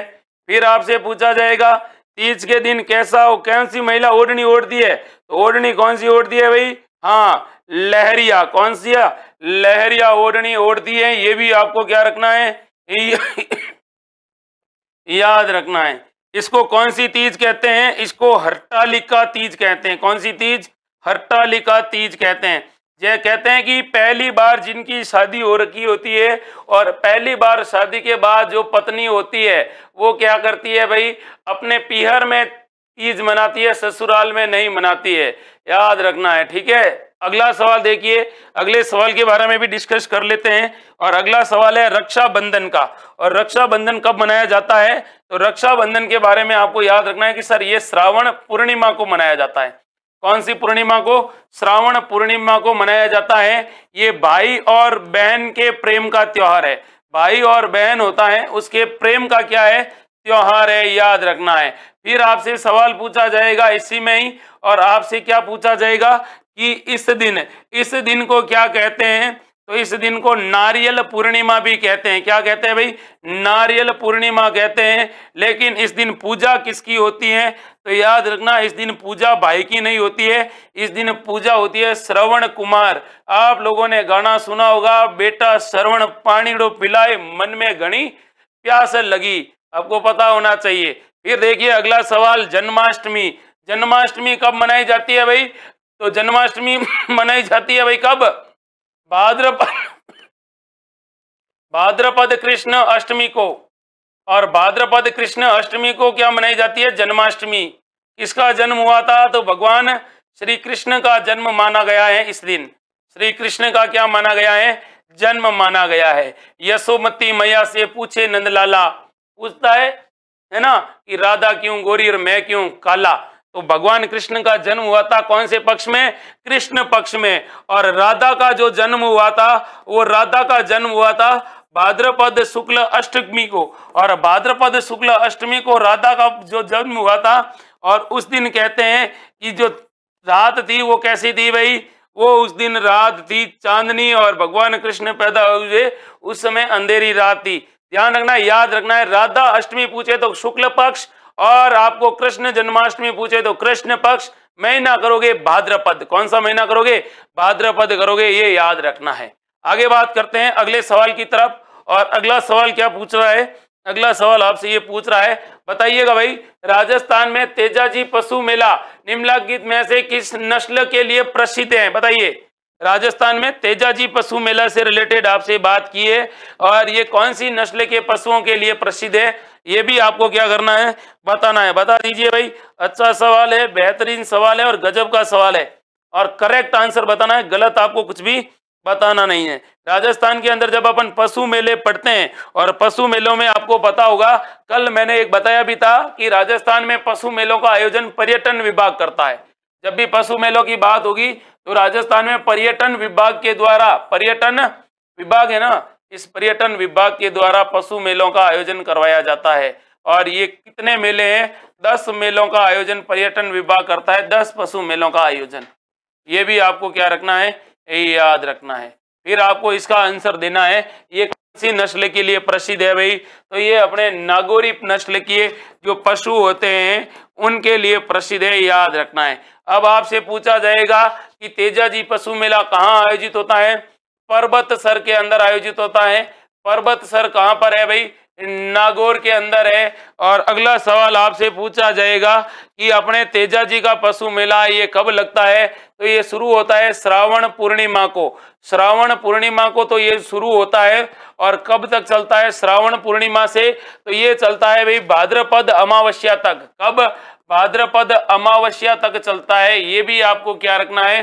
याद रखना है। ऐसा फिर आपसे सवाल पूछा जाएगा और सवाल ये पूछा जाएगा किसकी याद में? तो याद में अपने धौलिया वीर जिनका नाम है वीर तेजाजी की याद में ये मेला लगता है।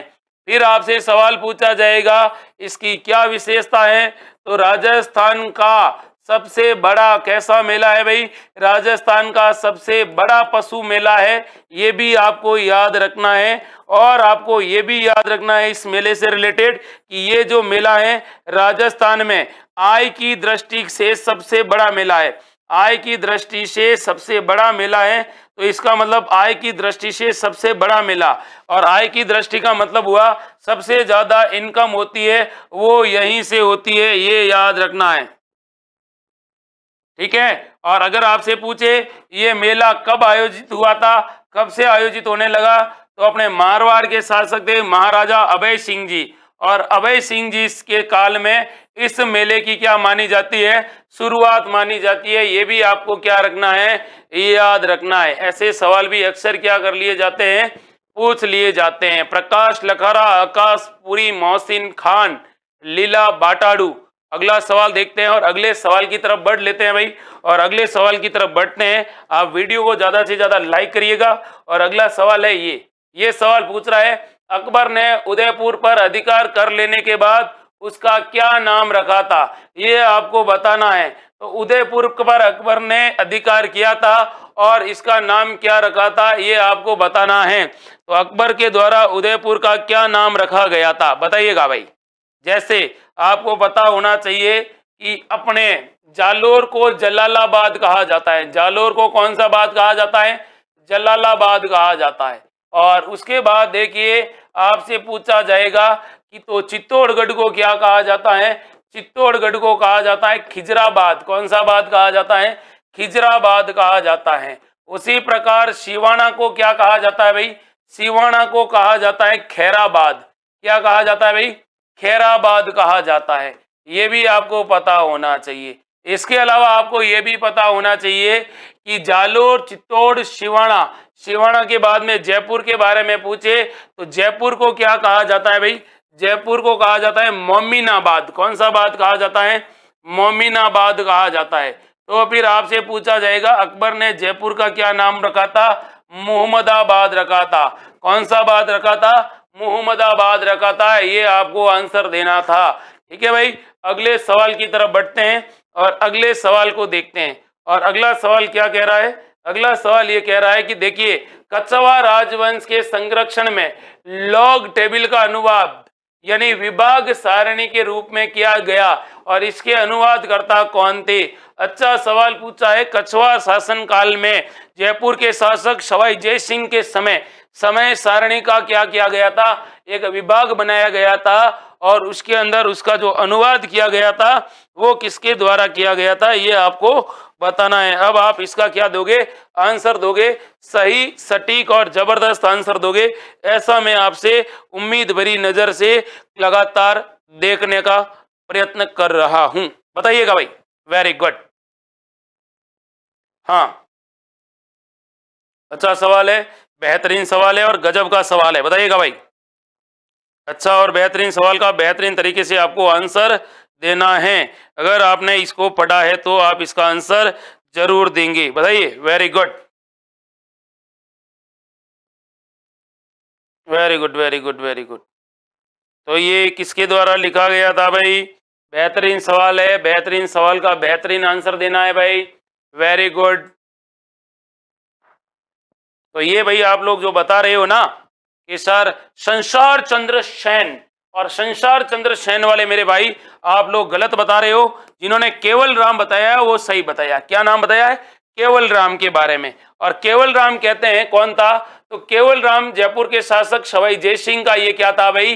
दरबारी था। और इन दरबारी थे, इसके अलावा ये ज्योतिष के विशेषज्ञ थे। ज्योतिष विद्या के क्या थे? विशेषज्ञ थे। ये भी आपको याद रखना है। फिर आपको ये भी याद रखना है इनके बारे में, इसके दरबारी थे तो ये सवाई जय सिंह के दरबारी थे। सवाई जय सिंह के ये क्या थे? दरबारी थे। फिर आगे बढ़ते हैं, इन्हीं से रिलेटेड अगर बात करते हैं तो आपको ये भी पता होगा कि इन्होंने क्या लिखी थी? एक लिखी थी दुख पक्ष सारणी। दुख पक्ष सारणी लिखी थी इन्होंने। और इन्होंने क्या लिखा था? और इन्होंने लिखा था जय विनोद सारणी। कैसा विनोद? जय विनोद सारणी की इन्होंने रचना की थी। फिर आपसे सवाल पूछा जाएगा और इन्होंने कौन सी सारणी लिखी थी? ब्रह्म सारणी लिखी थी। कौन सी सारणी? ब्रह्म सारणी लिखी थी। फिर इन्होंने क्या लिखी थी? तारा सारणी लिखी थी। कौन सी सारणी? तारा सारणी लिखी थी। ये भी आपको क्या रखना है? याद रखना है। इन्होंने लिखा था मिथ्या जीव छाया सारणी। मिथ्या जीव छाया सारणी ये भी इन्होंने लिखी थी। ये भी आपको क्या रखना है? याद रखना है। किनके बारे में? केवल राम के बारे में। कौन से राम के बारे में? केवल राम के बारे में, जो सवाई जय सिंह के दरबार में रहता था।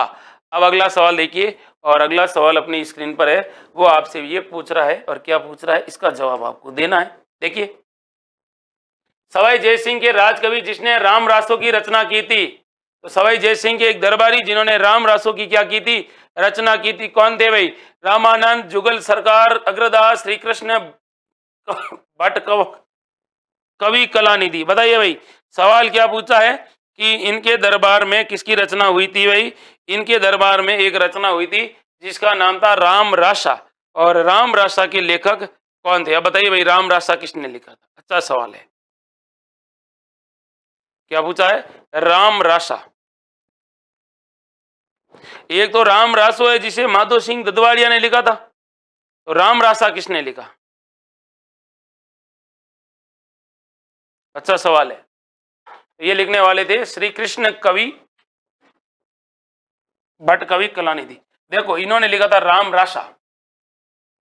और राम रासो के बारे में पूछे कि राम रासो किसने लिखा, तो ये लिखोगे आप माधोदास ददवाड़िया। माधोदास ददवाड़िया है। तो राम रासो और राम रासा में क्या है? फर्क है। रात दिन का फर्क है, अलग अलग ग्रंथ है, अलग अलग भाषाएं हैं। ये भी आपको याद रखना है भाई। आगे बढ़ते हैं और अगले सवाल को देखते हैं। और अगला सवाल अपनी स्क्रीन पर क्या कह रहा है? अगला सवाल ये कह रहा है आपसे, देखिएगा भाई, ये वाला। आमेर के राजा बिहारी मल की पुत्री का विवाह अकबर के साथ कहां पर हुआ? ये आपको बताना है। बता दीजिए भाई, सांगानेर, आमेर, सांबर या चौमू। तो जयपुर के शासक थे जिनका नाम था भारमल, और भारमल की एक बेटी होती है जिनका नाम होता है, कौन सा नाम होता है भाई? बताइए, हरकाबाई। और हरकाबाई का क्या पूछा है आपसे? विवाह पूछा है। बताइए भाई, बेहतरीन सवाल है, बेहतरीन आंसर देना है। बता दीजिए भाई, हरकाबाई का विवाह हुआ था, कहां पर हुआ था? सांगानेर, आमेर, सांबर। वाह वाह वाह। कहां पर हुआ था? सांबर के अंदर हुआ था। ये आपको याद रखना है। भारमल कौन था? तो भारमल प्रथम राजपूत शासक था। प्रथम राजपूत शासक जिसने अकबर की अधीनता स्वीकार की थी। अकबर ने इन्हें कौन सी उपाधि दी थी भाई? भारमल को अमीर उल उमरा की उपाधि दी थी। अमीर उल उमरा इसकी क्या दी थी? उपाधि दी थी। और इसको 5000 का क्या दिया था? मनसब दिया था। और कहते हैं कि भारमल ने अपने पुत्र का नाम था भगवंत दास, और अपने पोत्र का क्या नाम था भाई? पोत्र का नाम था मान सिंह। और इन दोनों को अकबर की सेवा में भेजा था। ये भी आपको क्या रखना है? याद रखना है। और इन्होंने अकबर की अधीनता स्वीकार की थी कब? 1562 के अंदर की थी। कहां पर की थी? तो याद रखना, कहां पर की भाई? सांगानेर के अंदर की थी। और यहाँ पर वो किसकी सहायता से अकबर से मिले थे? चगताई खां की सहायता से मिले थे। लेकिन पहली बार अकबर से मुलाकात इन्होंने 1556 में की थी। कहां पर की थी? तो दिल्ली में की थी। और आपको ये भी पता होगा किसकी सहायता से की थी? मजनू खां से की सहायता से की थी। तो पहली मुलाकात मजनू खां की सहायता से, दूसरी चगताई खां की सहायता से की थी। ये भी आपको क्या रखना है भाई, याद रखना है भाई। उम्मीद करता हूं कि ये सेशन आपको बहुत अधिक पसंद आया होगा। कल फिर मिलूंगा मैं आपसे इसी तरह नए जोश, नए जुनून और नए प्रश्नों के साथ। तब तक अपनी तैयारी को शानदार, दमदार और जबरदस्त करते रहिए। मिलते हैं कल फिर, तब तक के लिए जय हिंद, जय भारत।